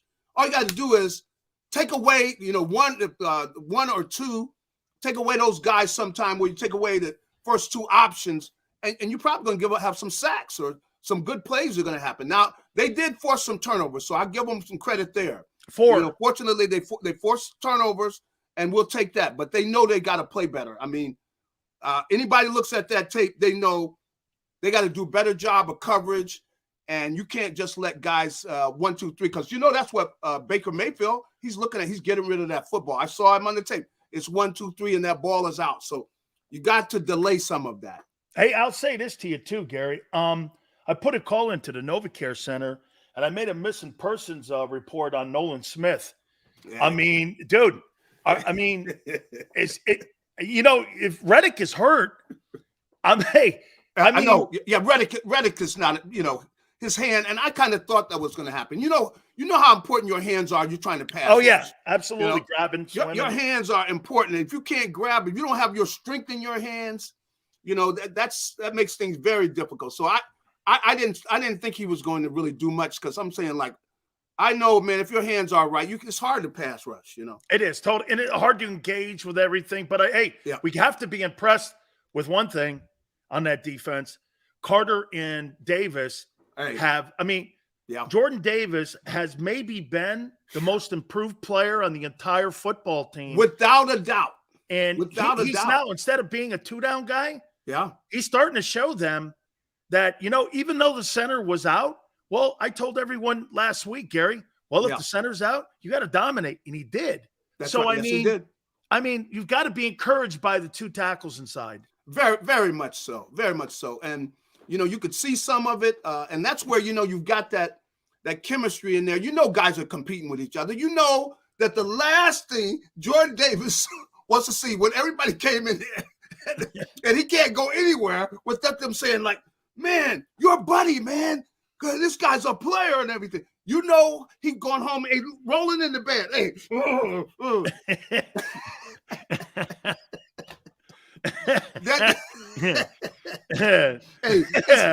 it's just like, the guys do that all the time, man. And that competition, that, and it's not really, jealousy, but it's good old fashioned competition. It's the best thing he could have. And it's got him on that hot seat, and he's lost weight, playing with a lot more energy. He's got a lot more stamina, and he really has been a pleasant surprise. That's why I say, if they would delay them getting rid of the ball every play, those guys would have more sacks because they've been beaten. And it would help the secondary. Come on, man. The guys were beating the first game. They weren't blocked. They were coming free, but they let them get rid of the ball so fast. And so I know that they're going to expect to do that this week. Tampa's going to expect to do that. I'm going to put you on the hot seat now. Yeah. Is the Dallas Cowboys the best team in the NFL? It's the best team I've seen. And something I heard when I came on, they're doing a great job of calling plays on the offense. I mean, the quick pacing, they just Gary, got a great flow, man. Gary, the flow, the pacing, getting the play in on time. That's right. Yeah. Dak looks so much better with Mike McCarthy as the play caller yes, than he Kellen does. Moore. And the job they're doing with the different backs they have of giving these guys all the shot, I'm going. Even CD Lamb looks good. That's right. I'm going like, man, where are all these guys coming from? Yeah. They're sending them running backs and everything. And then, the defense. That's why, one of the things, the Eagles are going to have to do, look, if they're not just going to be able to drop back and throw the ball. I mean, that pass rush, those boys are coming. Gary, he's not LT. He's not LT. He's not LT. I know. No, he's not LT. No, I'm not saying that. What I'm saying is, with all the guys, they got some of the other guys. Some of these guys I never even heard of. I'm going like, hey, Stephon Gilmore. Stephon Gilmore looks like Stephon Gilmore a couple years ago when he was the Player of the Year. Yeah, I knew that was a great addition that they brought in another quality corner, and they got a good football team, but that's just 2 games against 2 teams that didn't play well, really, and the kid with the Jets throwing all those interceptions. I mean, the milk runner. Yeah, so Zach Wilson, man, no, he's not ready for prime time. No, but I tell you what, all this is doing, man. We're gonna have some fun later on in this season. Oh, you bet. 2 last questions for you here. The loss of Avonte Maddox means what to the Eagle defense? It's really going to mean some change up. I think they might have Bradbury playing in that slot some because he was working there during training camp. They had him working in there in the slot, and they were doing it because sometimes people like, let's say you got a team like Kansas City, which really I was at the Super Bowl saying, man, put Bradbury on Travis, because he's a better matchup than anybody they have, and he's a good matchup against tight ends because he's tall as a tight end, and he's quicker. And just as quick as most of the time. So he's a good matchup. So I think they're going to see him working inside some, and some of these kids are going to have to step up. I mean, that's as simple as that. I don't know if they're ready, but we're surely going to find out. But some of those kids are going to have to step up there. I thought Job did a decent job, but he's got to play better. And absolutely. Gary, they got some good wide receivers they're going against. Last question for you here. Yeah. Do you think Howie makes more free agent moves, or do you think he takes some of next year's draft equity? Because they've a ton of picks, all the way from ones down. Do you think they make some type of move, or do you think they'll wait and see how this thing plays out because, like you said, if they were 1-1, there might be more of a sense of urgency to do something in a trade. But since they're 2-0, and if they could come out of this thing here limping into a 3-0 record, you got to think that maybe he sits and lets the thing grow a little more. What do you think he's thinking right now when it comes to personnel? Because I think they're thin at safety and they're clearly thin at backer right now still. That's right. Well, I think that what they're going to do is they're going to see if they can do it with what they've got. And then if maybe after a game, if it doesn't look well, then I think they're going to do something and utilize some of their future capital. But I think right now they're going to give these kids a chance and see what they've got. And if they don't show up on Sunday, I think, next week, Howie's going to be busy, so we'll see what these kids, because you're going to have to utilize some of them, this week. They're clearly going to get a chance, and they're going to get it, in prime time. And, you're playing against some, they got some quality wide receivers. These guys helped them win a Super Bowl. Really, we're trying to win 2 in a row. How about this, Gary? Listen to this. Yeah. Mike Evans is averaging 118.5 yards a game, and he's averaging 20 yards a catch. Hey. Godwin's averaging 60 yards a game and 11 yards a catch. I mean, if you're having issues struggling covering people, they may not have a running game, but I'll tell you what, man, they got a front seven. That's right. They have a front seven that can probably compete with what you have in New England. There's some good ball players on that defense, especially in the linebacking corps. Without a doubt. I mean, they got some, we wish we could get their linebackers. Shaq Barrett, Devin White. Yeah, without a doubt. They do what you really want to see your linebackers do nowadays, which these guys can cover. Of course, they can play the run, and they're smart. That's the thing is I'd like to see these guys be smarter. They got to talk. Sometimes they're not talking enough. And, when you have young guys come into a game, sometimes they come in and the booty's tight and they don't want to talk. Man, you got to communicate, and they've got to do a better job that, because they're going to get attacked. I mean, they're going to be going after them. They're going to be working the middle of the field because, the teams have had a lot of success. So they got the work cut out for them, but they got a week in order to show. And if they don't get something done, you're going to see some big moves probably the week after by Howie. Let me sneak another one in on you. How do you think the coaching overall with Nick and everyone?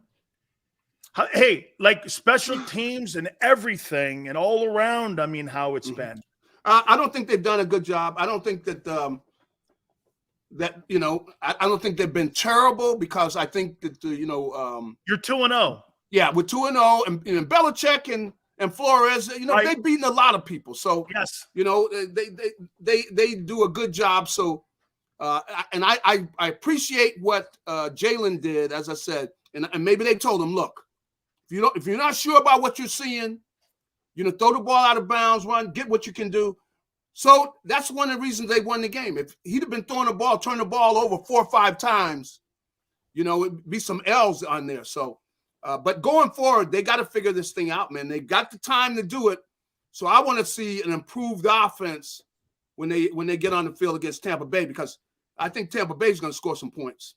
Absolutely. Gary, thank you so much for your time, man. I appreciate it. All righty. Have a good one. You got it. Don't forget to catch Gary Cobb, Fox 29 in Philadelphia, Fox affiliate there. We appreciate him coming aboard with us. Don't forget, The Rock will be on with us at 6 p.m. Eastern time. Also, please don't forget, in a couple of weeks, Big Sills is going to be rolling into town here with our good friends at Hooters, King of Prussia, and also the 7 locations in the Northeast area. The proud home of the National Football Show is indeed Hooters. Go online to northeasthooters.com to find one of the 7 locations nearest to you for you to understand exactly what I've been talking about for 40 years. It's the 40th anniversary of Hooters this year, and they're celebrating with us here. By the way, tonight's doubleheader and Monday Night Football, if you don't want to go into any one of the locations, go to HootersToGo.com, get the food, bring it back to your crib, watch the game tonight, have a great time this week, and get a chance to go into any one of the locations and experience what I've been talking about. Tuesdays, you buy 10 wings, you get 10 boneless. Wing Wednesdays, 1983, all you can eat. It's a 40-year tradition. 6 items, $6, all the happy hour specials. northeasttutors.com. Go into any one of the 7 locations. When you do me a favor, tell them Big Sil sent you.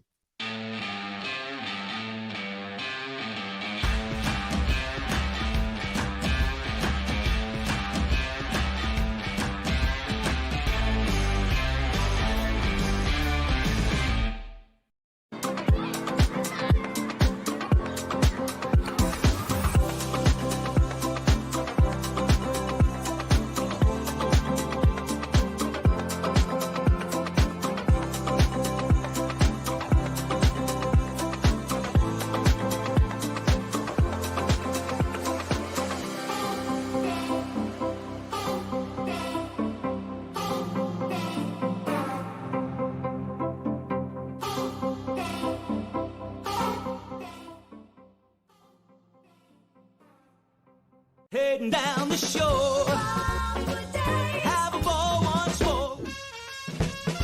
Here, imaginations run wild and time stands still. Because here, you can find the best of the Jersey Shore, all on one 5-mile island. So leave the old you behind and get lost in the woods. Wild, wild, wildwood days. Score and save in southeastern PA and Delaware with Colony Pools this football season, and let the experts close your pool with a custom Merlin safety cover in green for the birds. And if you join our Winter Watch team, we'll give you another 20% off, and Colony Pools will handle it all. Keep your tiles on your pool, not in your pool. Fly with Colony right now, Birds fans. Visit flywithcolony.com.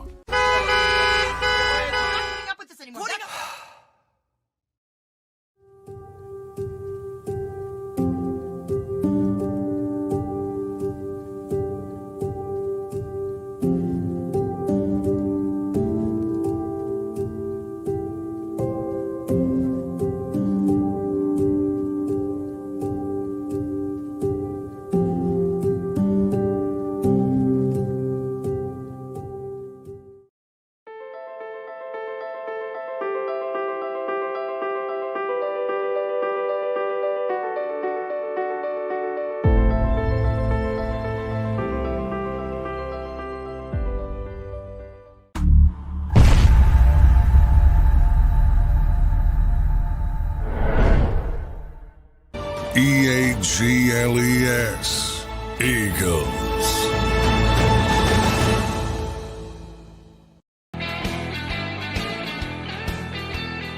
Big Sills! Race for my Heisman vote. Caleb Williams, number 1. Quinn Ewers, Texas quarterback, number 2.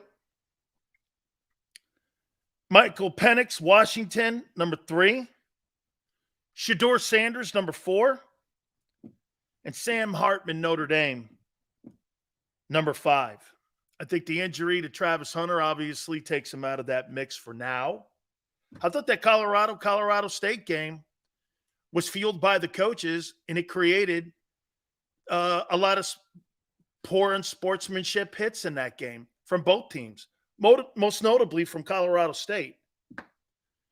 What you did was, these kids are 18, 19 years old. And the 2 coaches fired the entire rosters up. You were going to get dirty play. I mean, when Jimmy Johnson and Barry Switzer used to go back and forth with one another in the media, it fired both teams up. And you had dirty play. What did you think? These are not professional kids. You know, Lou Holtz used to say this all the time. If you got a football star on your team, you get a different kid every week. So the coaches juiced this thing up. And so Travis Hunter, was it a dirty hit? Yeah. Well, I mean, what did you think? There wasn't going to be late hits in that game? And by the way, I got a question for you. When Colorado gets boat raced by Oregon and USC, are the media still going to be following this story? Because I think still being 3-2, they're going to get boat raced. They're going to get boat raced by Oregon and Southern Cal. They're just better. There's too many good football players on those two. That's not TCU. Oregon puts first-round guys in the NFL every year. Every year there's a first-round pick from Oregon. Same with Southern Cal. They put first-rounders. There's NFL talent on that roster. Okay? I'm not saying there's not NFL talent and there's a really good offense, but the defense of Colorado is not good enough yet. They're not going to slow those offenses down. They're going to get boat raced. Now, to me, I still think it's a great story at 3-2. Shit, people were picking Colorado and the Buffaloes to win 4 games this year. You're telling me you're 3-2 and you got a shot at playing in a damn good bowl game this year, maybe winning 9 games? That's a hell of a story. Deion Sanders could probably win the College Football Coach of the Year award. 9 wins with a team that won 1 game. Okay? It wasn't a clean hit. The ball was already on the ground. He took a cheap shot at him. He was already out of bounds. It was a dirty hit. Okay? That was not a clean hit on Travis Hunter. That was not. However, let me go here. If anybody doesn't like what Deion Sanders is doing, it's because you're so stuck in your old ways and how you see things and how you don't understand a guy like Deion. Deion Sanders has been that way since I knew him when he was 17 years old. He has not been any different. He has not carried himself any differently. He has always been that guy. Whether he's been a player in football or baseball or track or whatever he's ever attempted to do. He has been that confident guy. And see, when you're confident like that, people don't like that because they like you to be humble. As far as I'm concerned, being humble, there's a point to being humble. But I like guys like Deion Sanders. I played with 1,000 of them. Anybody who doesn't like Deion Sanders would never have liked Muhammad Ali. You say you would have, but you're lying.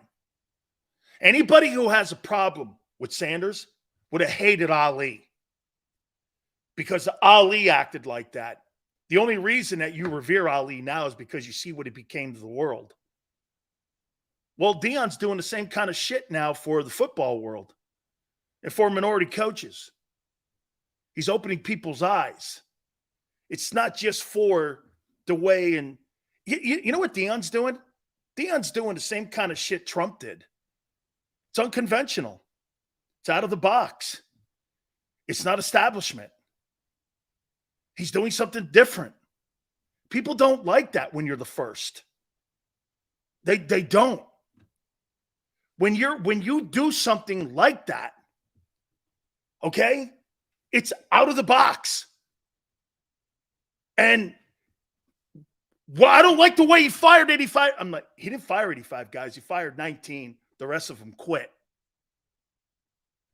Okay? I'll tell you this one more time. If you're Auburn and you're sitting around going like this, and I know this is kind of close to Xander's heart here. If you're Auburn and you hired Hugh Freeze and you balked at hiring Sanders, how would you like to have had what's going on at Auburn getting ready for the Iron Bowl against Nick? You would have made the Iron Bowl already is one of the greatest rivalries in all of college football. You imagine Sanders versus Saban? That thing would have been on fire. And you know the resources he'd have? Hey, see, here's my biggest fear. They don't get it done at Florida. That Napier guy gets canned. All of a sudden, you got Deion Sanders wearing the Florida Gator badge, and he's recruiting in the state of Florida. Shit. We might have a problem, Houston. That guy is changing the world. And I love the way he does it. Dude, I can't remember the last time I said Colorado football in my show in 30 years. Colorado football? What is that? I mean, it's in Boulder, right? Shit, Fox has been there every week. every week. And you know, some people will go like this. And by the way, I don't understand Jason Whitlock taking shots at Sanders. You know what his theory is? That Deion's making this all about Deion. So you think a coach like Deion Sanders has made this all about him motivating 100 kids to play their asses off and with a 2-minute drill to win a ball game and then win it in overtime? You don't play for a coach that has everything all about him. He just had Emmitt Smith on campus. Coaches who make it about themselves don't win. Deion's going to pull guys with him. Dude, you get a call from, can you imagine this? You get a phone call from Deion Sanders. Hi, this is Coach Sanders at Colorado. I'd love for you to come play for me. Shit. It's like getting a call from Saban. Hey, Dan, when I got a call from Bear Bryant, you're like this. Hey, Dan, Coach Bryant. And you're like, when you get calls like that, hey, Dan, this is Deion Sanders. I'd like to have you come play for me. Okay? Dude, fantastic stuff going on in Boulder. It's the college, and do we agree that's the sports story of the year so far? Is what Deion's doing at the college level. That guy, man, people are going to rethink a lot of things when it comes to hiring practices. This guy's changing. Can I say this to you? Hey, Nas, you ready? Deion Sanders is the Rooney Rule. Think about what I just said. He is the Rooney Rule. You bring that guy in, it ain't window dressing anymore. You bring that guy in. The seriousness of hiring him changes that rule. If you're thinking of hiring him, you ain't bringing Deion in for window dressing. You're bringing that dude in because he's your number one candidate. He's going to pull so many people with him to get opportunities. Power Hour coming up. We're going to look at week 2 of the National Football League and the Dallas Cowboys, the best team in the National Football League. Don't forget, Dwayne Rock Johnson will be with us at 6 p.m.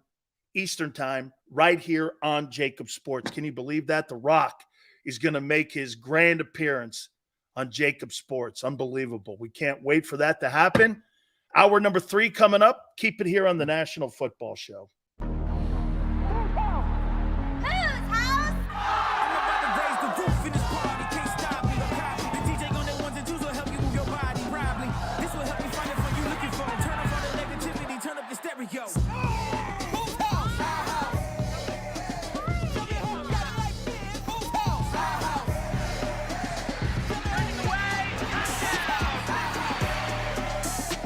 Football and Hooters, the perfect pair.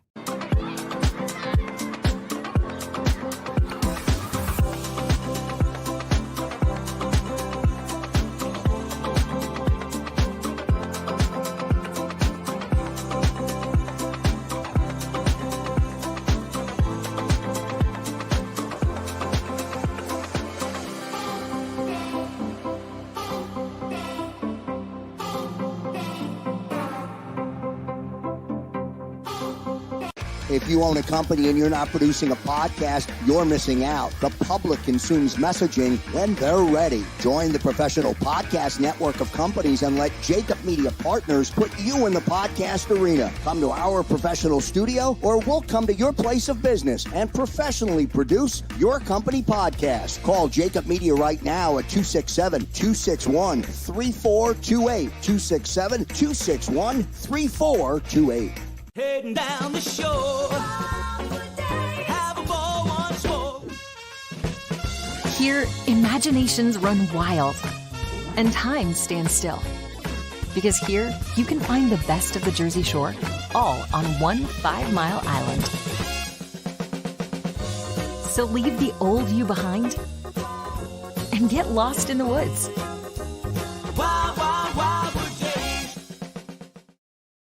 Score and save at Southeastern PA and Delaware with Colony Pools this football season, and let the experts close your pool with a custom Merlin safety cover in green for the birds. And if you join our Winter Watch team, we'll give you another 20% off, and Colony Pools will handle it all. Keep your tiles on your pool, not in your pool. Fly with Colony right now, Birds fans. Visit flywithcolony.com.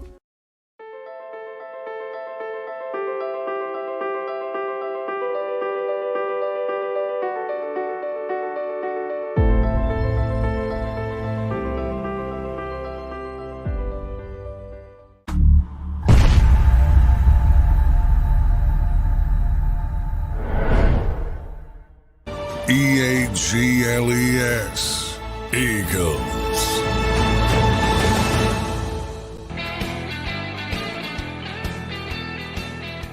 Saban got it right.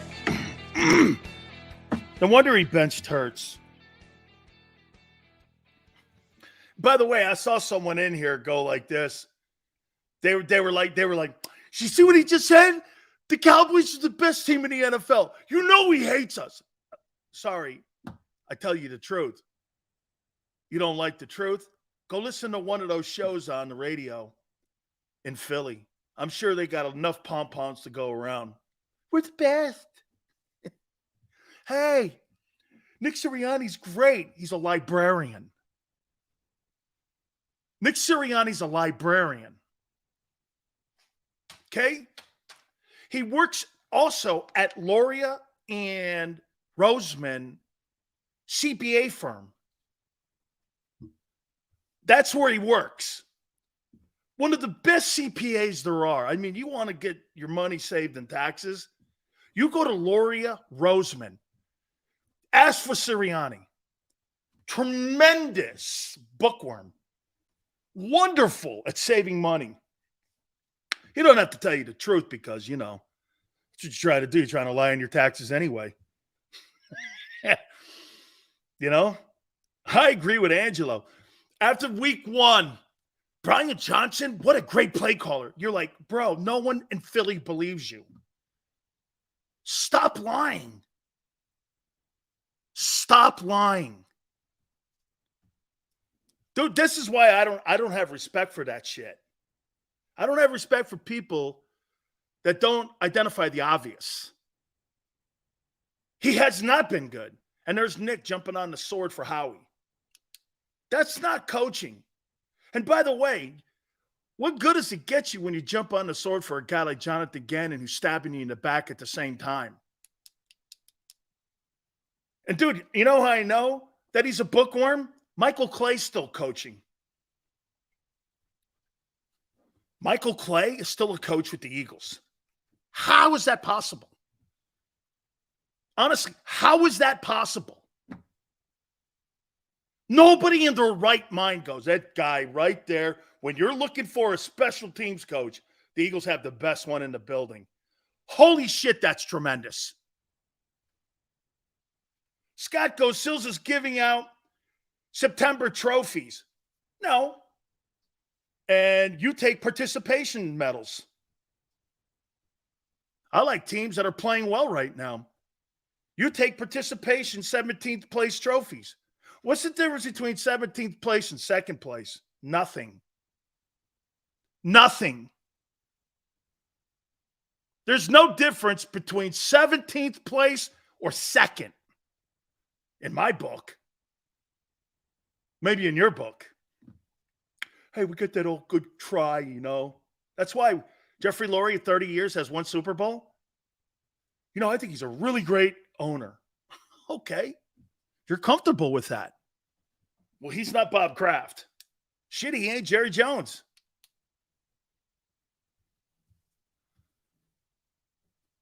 He's not the Maras. He's not the Rooneys. shit, man, at the end of the day, he's kind of Stan Kroenke.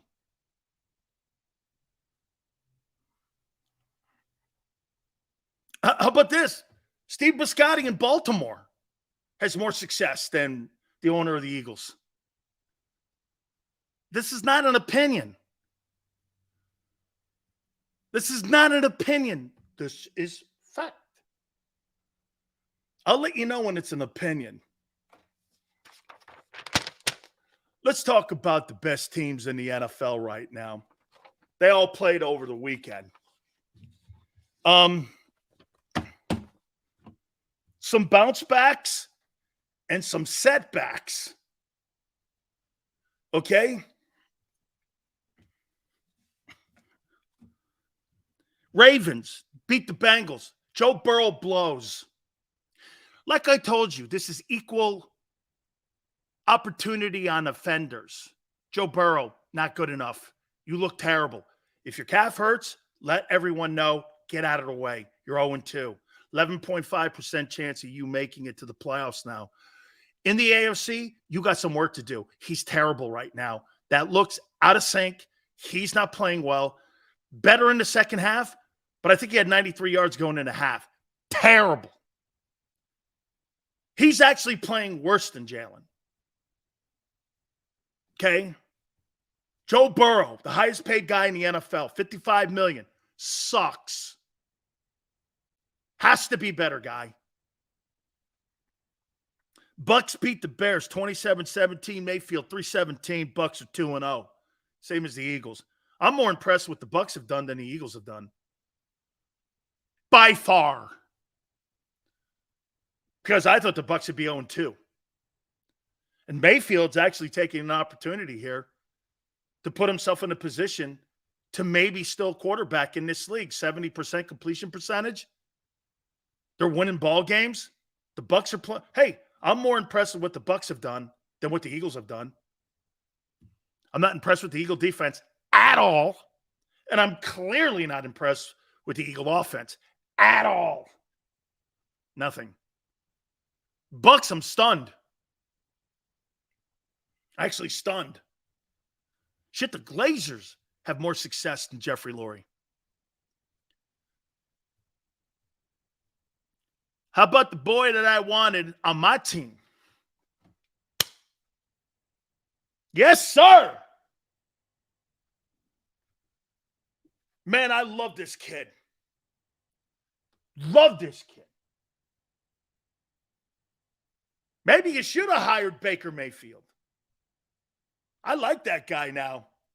You know why? He's been humbled. He's been humbled, Baker Mayfield.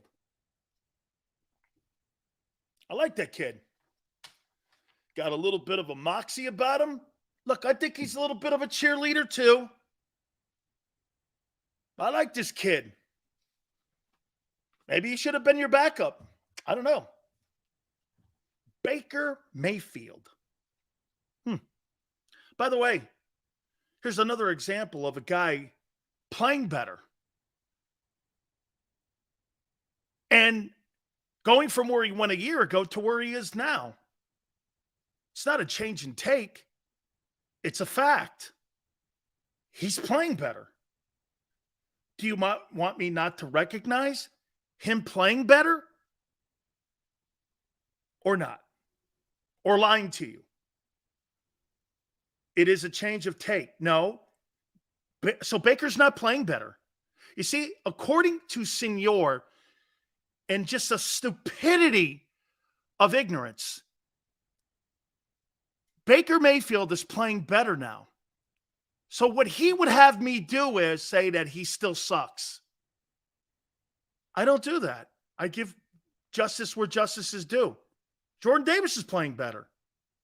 We'll see if it continues. See, what you don't like is that the player dictates his own resume. I don't dictate the player's resume.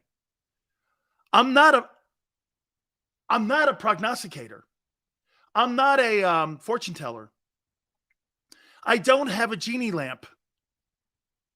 If I did, I wouldn't be here. I'd be on an island somewhere, and only Xander and a few people would know where I was. because I hit the Powerball. I wouldn't be here talking to you.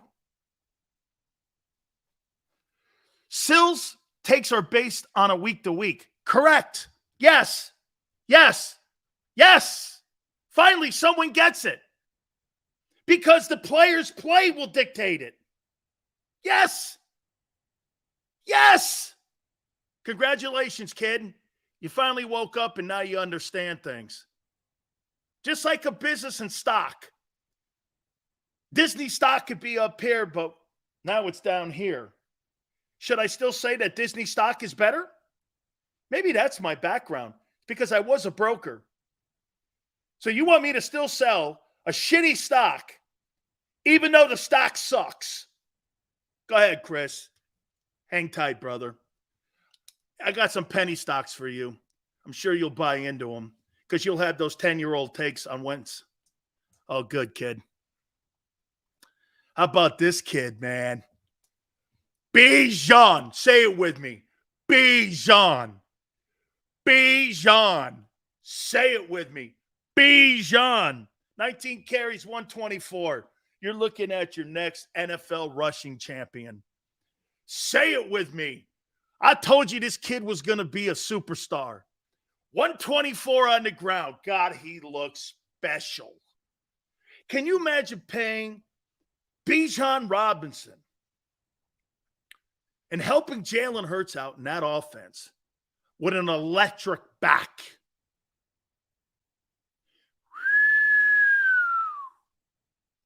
Say it with me. Yeah. There's your rookie of the year offensively and the NFL's rushing champion. Say it with me. How you doing? Beat the Packers 25-24. Hey, the Falcons, just like the Eagles, are 2-0. Falcons and Bucks.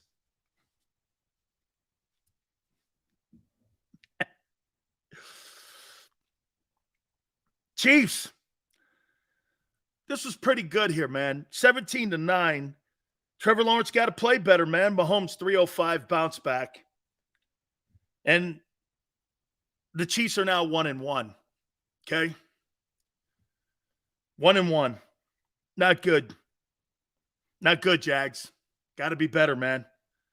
That's your nemesis in the AFC is Kansas City.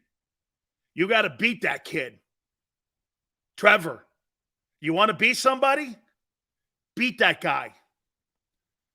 You have to beat that guy. Titans beat the Chargers, who are now 0-2, 27-24. And Tannehill bounces back 246 in a touchdown. Dog, I'll say this about Justin Herbert. Brandon Staley, see, the Spanoses are so incompetent when it comes to hiring coaches that once again, they'll waste talent like they did with Phillip Rivers. They're just incompetent. Okay? Carter or Bijan couldn't have both. Well, I ask you, Bear, who helps Jalen more? Who helps Jalen more? If you're building your football team around a $55 million quarterback, who helps your $55 million quarterback more? Carter or Bijan? What's the point of having Aaron Donald on your football team if you're giving up 35 points a game and you're 7-10? What's the point?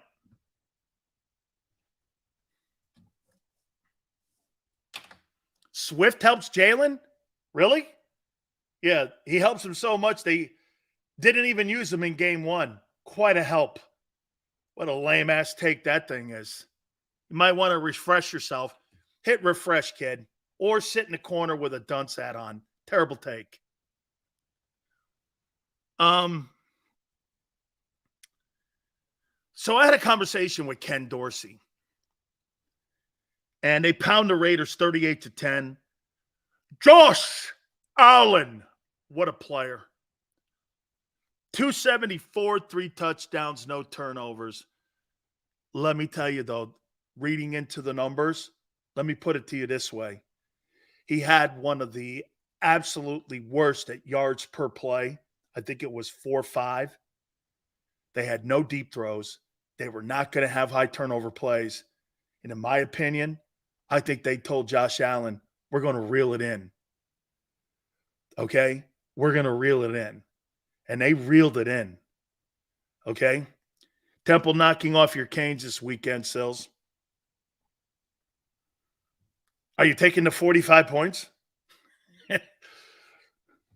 Are you taking the 45? I think they're favored by 40. Does Temple? I thought Temple played rugby and soccer. Do they play football? Is there still I know they played back in like the aughts, like 01 or something, right? I mean 1901, right? Franklin Field and Rutgers and Temple and leather helmets, no face masks. I thought you guys played rugby. I think you have a good rugby team. Sorry. No sugarcoating when it comes to the Hurricanes. Okay? That's not going to happen. It's not happening. Yeah. Let's see. Canes 56, Temple 2. Wait, do you get rouges in college football?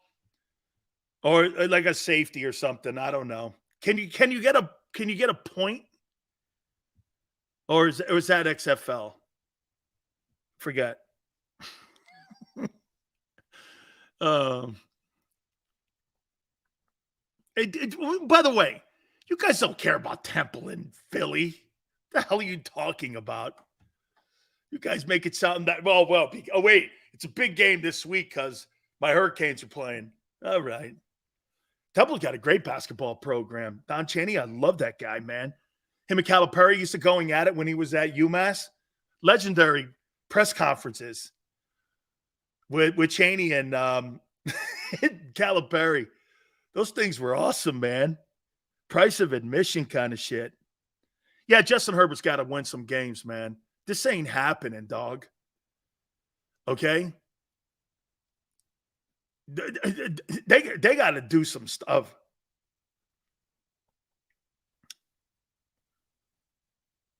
Seahawks rebound. Gino!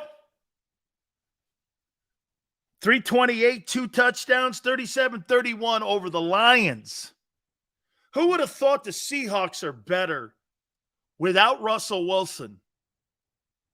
And look at the job that Pete Carroll and John Schneider have done in Seattle once they kicked out the superstar TV celebrity and his old lady. Once they got rid of them two, the Seahawks are taking off again. Who would have thunk it? I thought they'd be one of the worst teams in the league for 2-3 years. Shit, they're better. They're better. How you doing? 37-31. Gino. Isn't that crazy that Gino had a better passing year last year than Hurts? Look it up. You'll be shocked. I think the only thing he had him in was it led the NFL in completion percentage too. That's crazy. What a year he had a year ago. More touchdowns, more passing attempts, more completions, more yards. Whole thing, man. Led the NFL in completion percentage. Actually. Pretty crazy. Gino had better passing stats. Okay?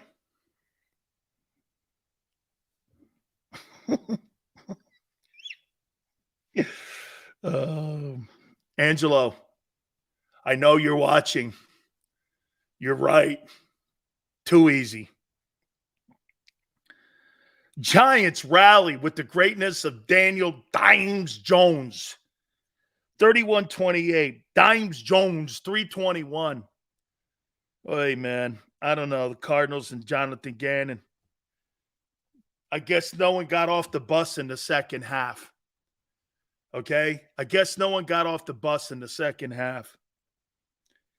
49ers outduel the Rams 30-23. Hey, Christian McCaffrey is the best running back in today's NFL. He is. He's the best running back in today's NFL. Okay? Best running back. Best running back. 49ers are great. It's a great team. Second best team in the NFC. Second best team in the NFC. 116 on the ground. Okay? In today's NFL, that guy catches passes, runs into tackles. Health has been a huge issue for him. Man, but what a great football player. Best team in the NFL, the Cowboys. Pound the Jets, 30-10. Dak is back. 255, 2 touchdowns. I think only 4 incompletions in the game. Tremendous performance. Cowboys are playing great. So here, let's take a look at between the Cowboys and the Eagles and the 49ers. Who's got a better head coach? Let's rank the head coaches. Let's see here. 49ers, Cowboys, Eagles. Let's go head coach. Kyle Shanahan, Nicky Sirianni, and McCarthy. Oh, there's only one with a Super Bowl ring. The other 2 have NFC title rings. Not bad. So far, McCarthy gets the check. Things look great. Thing looks great with him. Who's got the better quarterback? Brock Purdy's look good. So if the head coach, I'll rank Cowboys 1. I'll go Eagles 2. I hate Shanahan. Maybe it's bias. I think he's overhyped. Quarterback, Dak 1. Purdy 2. Hurts 3. Offense. I think the Niners have the best offense in the NFC. I think the Cowboys are second. I think the Eagles are third. Defense. Well, the Eagles aren't really in the top 15, but for this exercise, boy, Cowboys or Eagles? Or excuse me, Cowboys or Niners? Who has the best defense in the NFC? Cowboys or 49ers? Who do you think has the best defense between the Niners and the Cowboys? Okay. Richard, Cowboys?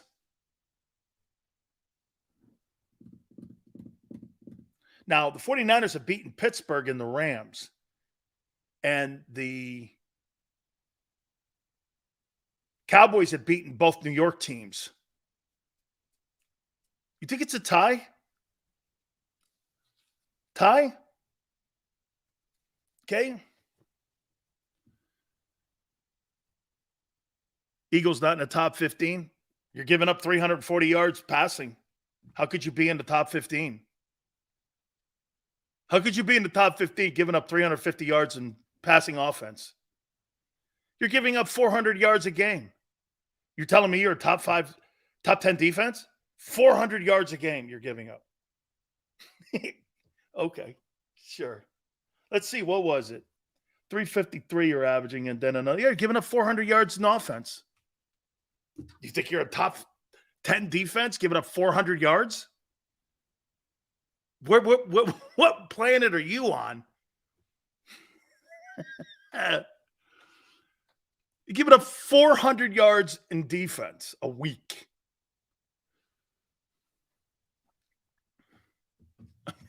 And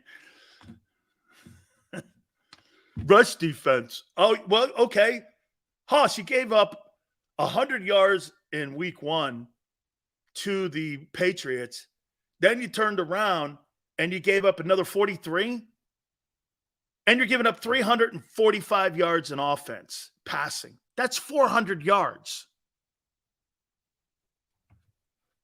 And total offense. Do you not listen? We're top 10, but we give up 400 yards.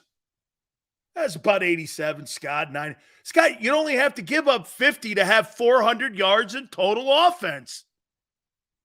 Don't you understand? You could give up 50 yards in defense in week 1 and 2 for 100 total. Let's just say it's 100 total. You're still giving up 400 yards of total offense. Aaron Rodgers was playing yesterday. The Jets win. No, they're not. Okay, they were playing against the Karate Kid and Zach Wilson. Hey, by the way, CeeDee Lamb was destroying the Jets' defense. Dak don't play on that side of the ball, my friends. They had no deficiencies over there. And the Cowboys ate them up. I mean, how many yards did CeeDee Lamb go for? 170? What are you talking about? This guy, Mike. How about the Washington Commandos? Look at the Commandos, man. They roll into Broncoville with Thurston Howell III, and they take it to Sean Payton and that whole group, 35-33. He throws for 299, Thurston Howell III. Holy cow. Incredible. Right? CeeDee Lamb, man. CeeDee Lamb's a slot receiver. Oh, well, forgot. Yeah, that's it. CeeDee Lamb's a slot receiver. Okay. And then there he is, man. Tua Tagovailoa. You know, when Xander was at Alabama, man, he got an up-close and personal view of that whole thing that went on in Tuscaloosa. I'd like to know who he thought back then Nick made the right choice on. I'll tell you what, man. Tua's been the most impressive quarterback, honestly, in the first 2 weeks combined, both games. 357 yards a game. He's got 4 touchdowns. He's controlling that offense. Dolphins look really good. I mean, look, again, early. Throws for 249, 24-17. Tagovailoa looked better than Jalen did in that game against New England. He looked better. I mean, one Reed Hurts in that game was the worst display that I've seen in a bit. Tua looked great. Now, again, this guy's a hit away from being put in a bag of Skittles. I get it. I totally get it and understand it. How about those Commandos at 2-0? Holy cow, man. So you guys have the Eagles at 2-0, the Bucs at 2-0, and the Commanders at 2-0. Man, the Gigantes also 1-1. Cowboys 2-0. Shit. So you got your next opponent 2-0. Everybody in the division is playing good out of the gate. Well, except the Eagles. Commandos going on the road into Denver. Chase Young gets his first sack. Not bad. Not bad. I would say this. Eric Bieniemy at 2-0. Has he made an impact on Washington's offense? Well, you are 2-0. According to you guys. That's good. Right? Yale. Yale goes, Denver blows. Yale. You're paying $20 million a year to Sean Payton and $48 to the quarterback. You got $70 million tied up in two people and numerous first-round picks. Hey, guess this. The greatest thing ever happened to the Philadelphia Eagles was Russell Wilson vetoing not wanting to come and play in Philly. Because Howie had a deal on the table, signed, sealed, and delivered. Russell Wilson vetoed it. Howie wasn't going to go with your guy, Jalen Hurts. He was going to go with Russell Wilson. Damn. You talk about luck. Hey, maybe, you need some of that. You need some of that as a GM too.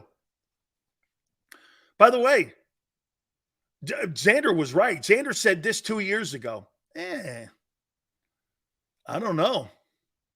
He was right. Ever that injury, he's never been the same since he got hurt. He's never been the same. Yale, best deal that never was made. Hey, Yale, there's two deals in sports, in American sports over the last 15 years probably, right? 12 years that were never made. Was the Golden State Warriors trading Steph Curry. Jerry West went in there and told Bob Myers, nah, let's not do that. They were going to move him. And Russell Wilson, with an Eagle contract on the table, that the owner and the GM are already okayed to replace Hurts. So let's ask what your real expectations was for the Eagles this year, since nothing is good about the team right now. No, that's not what I said. Right now, the only thing that's good about your team is Davis and Carter. I still think they'll finish in second place in the NFC East. You'll be a wild card team. The Cowboys will have the division. You'll probably have to play the NFC title game in Dallas. Yeah. I still think you're going to win 11 games. You're going to be 11-6. That was my expectations. You're still a playoff team. And you're going to get to the NFC title game. But by the way, I don't believe the Kansas City Chiefs are getting to the AFC title game. Okay? I don't think they have enough talent on that side of the ball to get it done. I do not believe they do. Okay? That's still a damn good year. Gannon blew a 28-point lead. Don, here's something to keep in mind, though, for your team. You blew a 20-point lead, then a 16-point lead, and gave both those teams last possessions to win games. That has to be addressed also. Okay? The Eagles have to get healthy. And by the way, how many people believe that Howie – here, I'll say this to you. Gary's a little bit worried about the Bucs game on Monday. Rightfully so, all kidding aside. I want to see how the Eagles come out of that. Here's what – when it comes to Howie making a move. If they could get out of that 3-0 – here, real quick, one thing. How would you fix Hurts? Devin, I'll get to that. You think Purdy is legit at this point? Thank you, Hollywood. He's sure getting there. He's sure getting there. Okay? I'll get to that on the Hurts thing. Fixing. That, they say Buda Baker has a hamstring.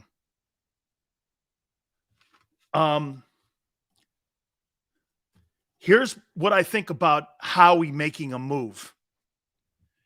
If they get out of that Buck game 3-0, I think they're going to stick with the people they have on the roster and try to let this thing get some continuity to it. And to me, if the offense gets going and gets yards, long – here, to me, the Eagles have to go back to doing what they did a year ago and what they did in the New England game. When they opened up the game against New England, can I tell you what no, you're not screwed, Brian. This is what I said When they came out of the gate against New England and they went on that 14-play drive, I said, holy shit, this thing's going to be a train wreck. Because New England had no answers. Then they did those in-game adjustments. Then all of a sudden, that thing went away. There were 3-and-outs, 3-and-outs, 3-and-outs. I'm like, wow, they're stumbling. Why? What did they do? They got off script. They scripted the first 22. You saw it. They had a fundamental identity on what they wanted to do, but they got off it. I think Ken Dorsey struggles with that in Buffalo. I think they have a first half mentality of what they want to accomplish with Josh Allen. I actually think you have to rein the Eagle offense in more. And even if they are predictable, I don't think there's a lot of teams that can stop you. Okay? So what, you're predictable? You were predictable a year ago. They still couldn't stop you. By the way, one thing I'm going to say, I saw people trying to run that push-tush play in the college game and in the NFL. Nobody has success like Philly. Dude, you guys have mastered that thing to where it's insane. I saw colleges failing at it. I saw Justin Herbert miss it twice, and he's 6'6". I mean, I think everyone is like, that play that Philly runs is like kind of like, not legal. That's not no, what they don't like is that play that the Eagles run. Dude, it's a one of. I saw a ton of colleges and pro teams failing miserably trying to get that quarterback across the line on a 4th and 1. I can't tell you how many times that teams failed that thing. It was crazy. And it made me have more respect for what Philly does on that play, because you guys rarely fail at that. I saw in the Colorado State game, they were failing at it. I'm like, man, okay. Then I saw the pro game. I saw like three professional games where all the pro teams failed at it. I'm like, well, that play ain't that easy. That play is not that easy, because, I mean, here. I don't think Howie makes a move. I really don't. I don't think Howie makes a move unless they get beat by the Bucs on Monday night and then there's some injuries. And I think he'll make a trade. But if not, he'll continue to go into the free agency and trying to look for guys that could come in and help the team. Look, I think, like I told you, man, I thought the team was going to be better from week 8 going in to the playoffs. Not now. I told you, I thought they'd limp along for a little bit. I didn't think the offense would limp, though. Okay, I didn't. This is how I would fix Hurts. I'd scale it down. Get on script. Do things that you do best. Stop dropping back. It's not what he does best. He's an RPO guy. Get him out there running, man. Dude, if you're trying, and can I tell you guys, watching him in game 1 get down and protecting himself made me realize they don't want him running. It's taken away from the offense. I think they've made Jalen Hurts apprehensive. Hey, Yale, tell me I'm wrong. In that New England game, how many times did he pre-slide before the contact? 4? He did it again in that Minnesota game. Like he was in a scramble instead of in the run, and he was tentative. I think they've made him tentative because they're telling him, hey, if you're out in open field, don't take the contact. Well, I think that's taken away from his game. And I think that's why he's also tentative and looking over the field. He's tentative all over the place here. They've made him tentative because they're running a conservative approach on his protecting. Bro, go out there and play. You get hurt, you get hurt. No one is going to say this on Jalen Hurts. Hey, Jalen Hurts got hurt on a 48-yard touchdown run. I mean, nobody said anything about Carson Wentz getting hurt going into that end zone when he got hurt at the Coliseum against the Rams. He was making an effort play. You're like this. It's part of the game, dude. It's just part of the game. I think they've made him tentative. And I think that offense is playing tentative. Okay? I think they've made him tentative. I do. Sean says Dak ain't done jack squat yet. Well, they're playing better. They're playing better. Okay?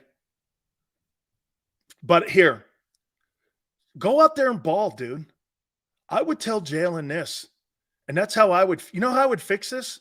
Change your mentality. That's why, hey, do you guys remember when Lane was doing this? To me, I read it this way. Watch this. Hey, F that. Let's run the damn ball down their throat. Let's punch these people in the face. They can't stop us. Let's kick their ass. That's who the Eagles are. They're not a tentative team. There's nothing tentative about Philadelphia except what they're doing with Hurts. I mean, they've turned him tentative. You know, the money and his importance in the offense, to me, it's like a philosophical lobotomy. Those that go, Sills, he's trying to finish the season. I got it.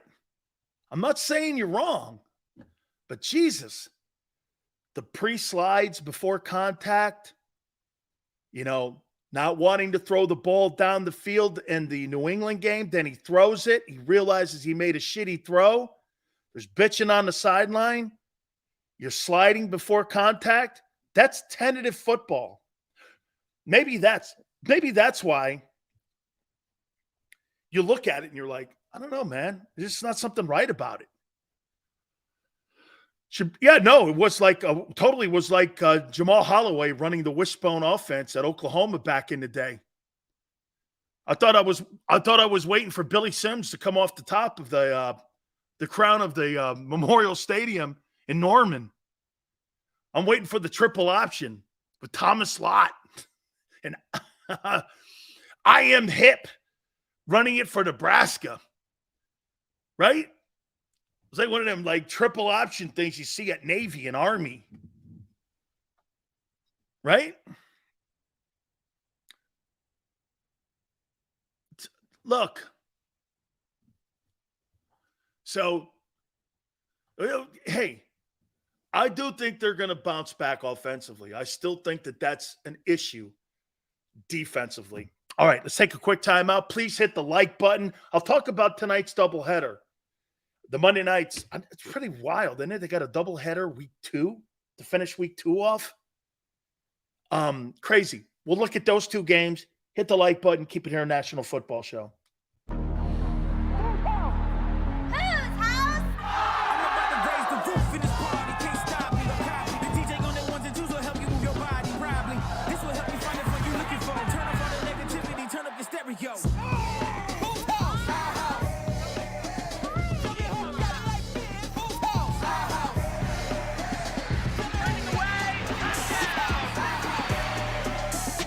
Football and Hooters, the perfect pair.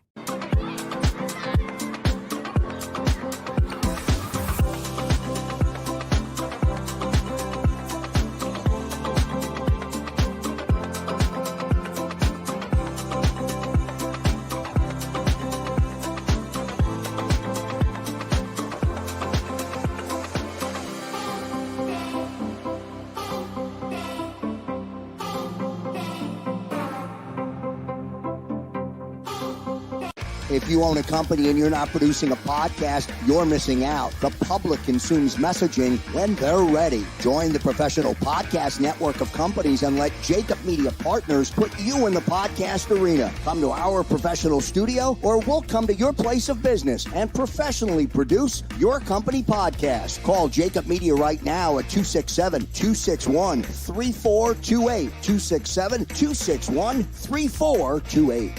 Heading down the shore. Have a ball once more. Here, imaginations run wild and time stands still. Because here, you can find the best of the Jersey Shore, all on one 5-mile island.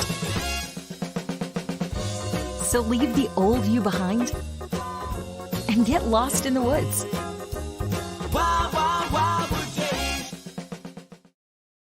Score and save in southeastern PA and Delaware with Colony Pools this football season, and let the experts close your pool with a custom Merlin safety cover in green for the birds. And if you join our Winter Watch team, we'll give you another 20% off, and Colony Pools will handle it all. Keep your tiles on your pool, not in your pool. Fly with Colony right now, Birds fans. Visit flywithcolony.com.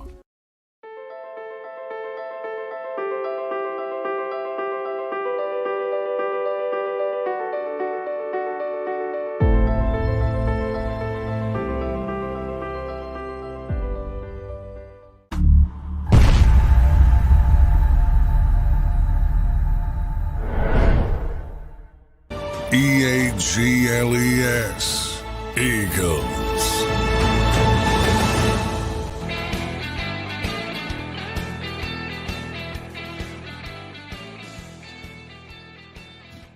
How about the Mad Bomber? Gardner Minshew. Hey, you know what? I'll say this about Anthony Richardson.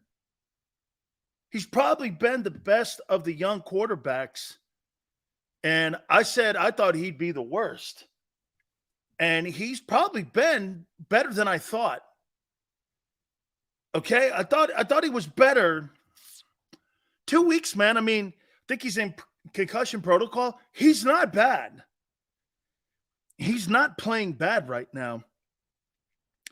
19 of 23, 171 for Gardner Minshew. Comes in relief, and the Colts get a victory for Shane Steichen. Not bad, man. Good for them. Shane Steichen, and this is without Jonathan Taylor. Good for them, man. I mean, I thought he was pretty playing pretty decent. Hey, did you see Tyreek Hill, what he said about the Boston fans? Just so you know, the guy in Minnesota talking shit on the Eagle fans. Okay? I'm so happy that the Philadelphia Eagles didn't address it on their Twitter page or any social media page on what was said from the Minnesota Viking guy in the league office. Kudos to you, Philly. Kudos to you for not addressing that. Because what it does, it casts a shadow over all 70,000 fans who were at Lincoln Financial because one numbnuts was saying something stupid in the stands. And what it does, it throws water on the Eagle fan base, and it puts out a narrative still, and it lights that and torches that thing on fire. And the media knows that, and so does the league office. I'm so happy the Eagles didn't address it. They didn't say anything about that guy on what he said and claimed was said to him by an Eagle fan. I'm so happy. They shouldn't address it. Okay? They shouldn't, because that's not an indictment on the fan base. It's an indictment on a tool that sits in a seat at Lincoln Financial who's had probably too many cans of courage. And he's barking. That doesn't tell you what that whole fan base is about.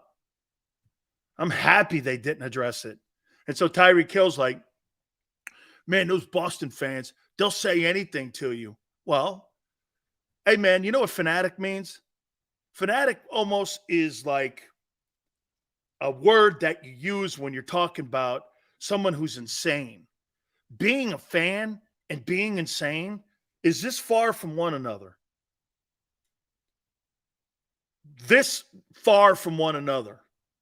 Okay? So when you get a guy all liquored up, or you get a guy who's drinking too many cans of courage, and he starts barking and saying shit, and what does Boston have? Boston has the reputation of being racist. Do you actually believe everybody in Boston at Gillette is racist? Come on. Seriously. Nobody goes to games sitting down going like this. Hey, we're not in the 1930s. Do we have guys like that still? Absolutely. Not saying it's not there. Absolutely not saying that. But come on. Well, these guys will say anything. Yeah, they will. They go over the line. I get it. I don't endorse it. I would never endorse that.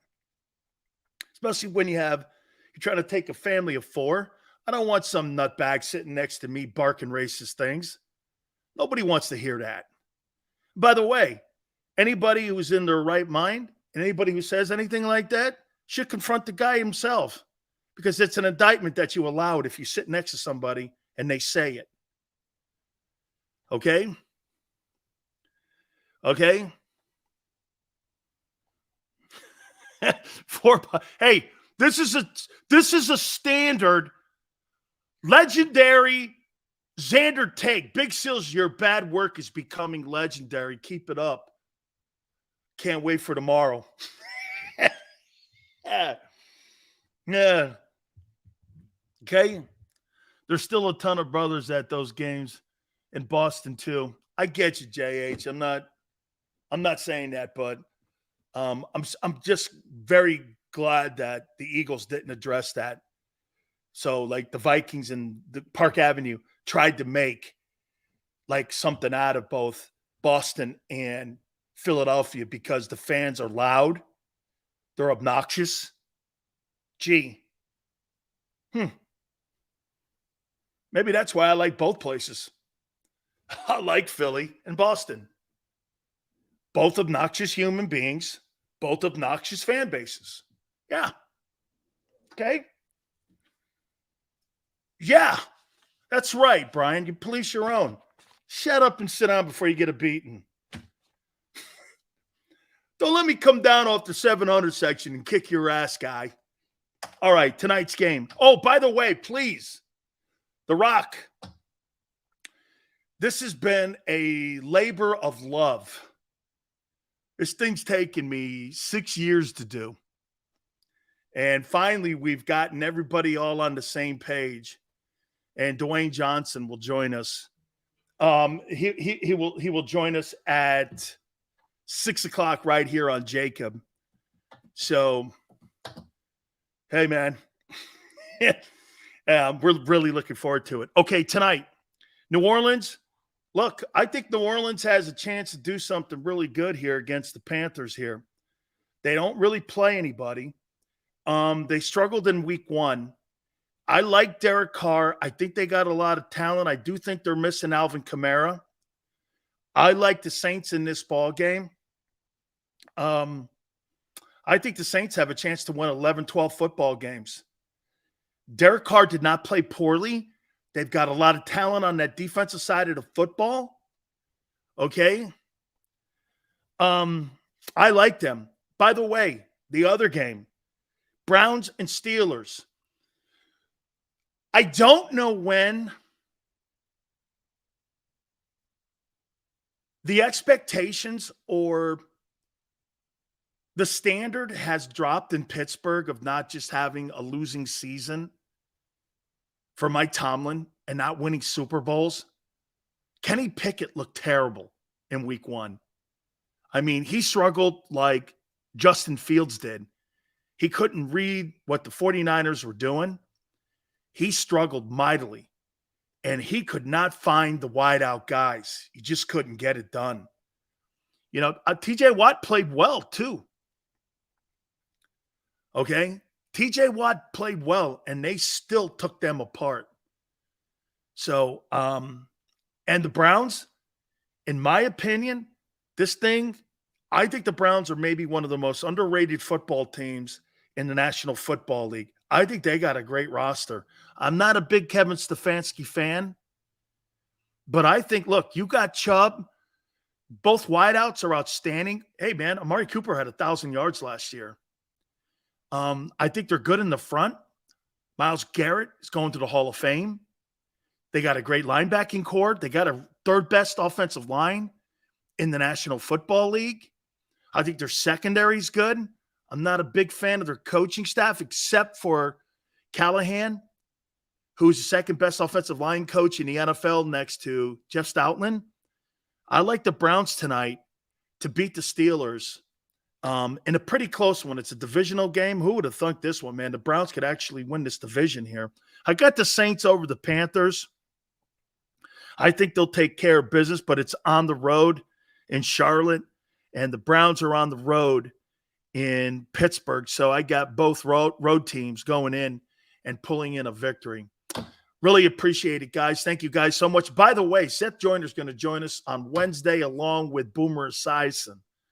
So both those guys are going to join us on Wednesday. We look forward to you tomorrow, 3 to 6 Eastern. Enjoy the doubleheader of football tonight. We shall see you on the flip side.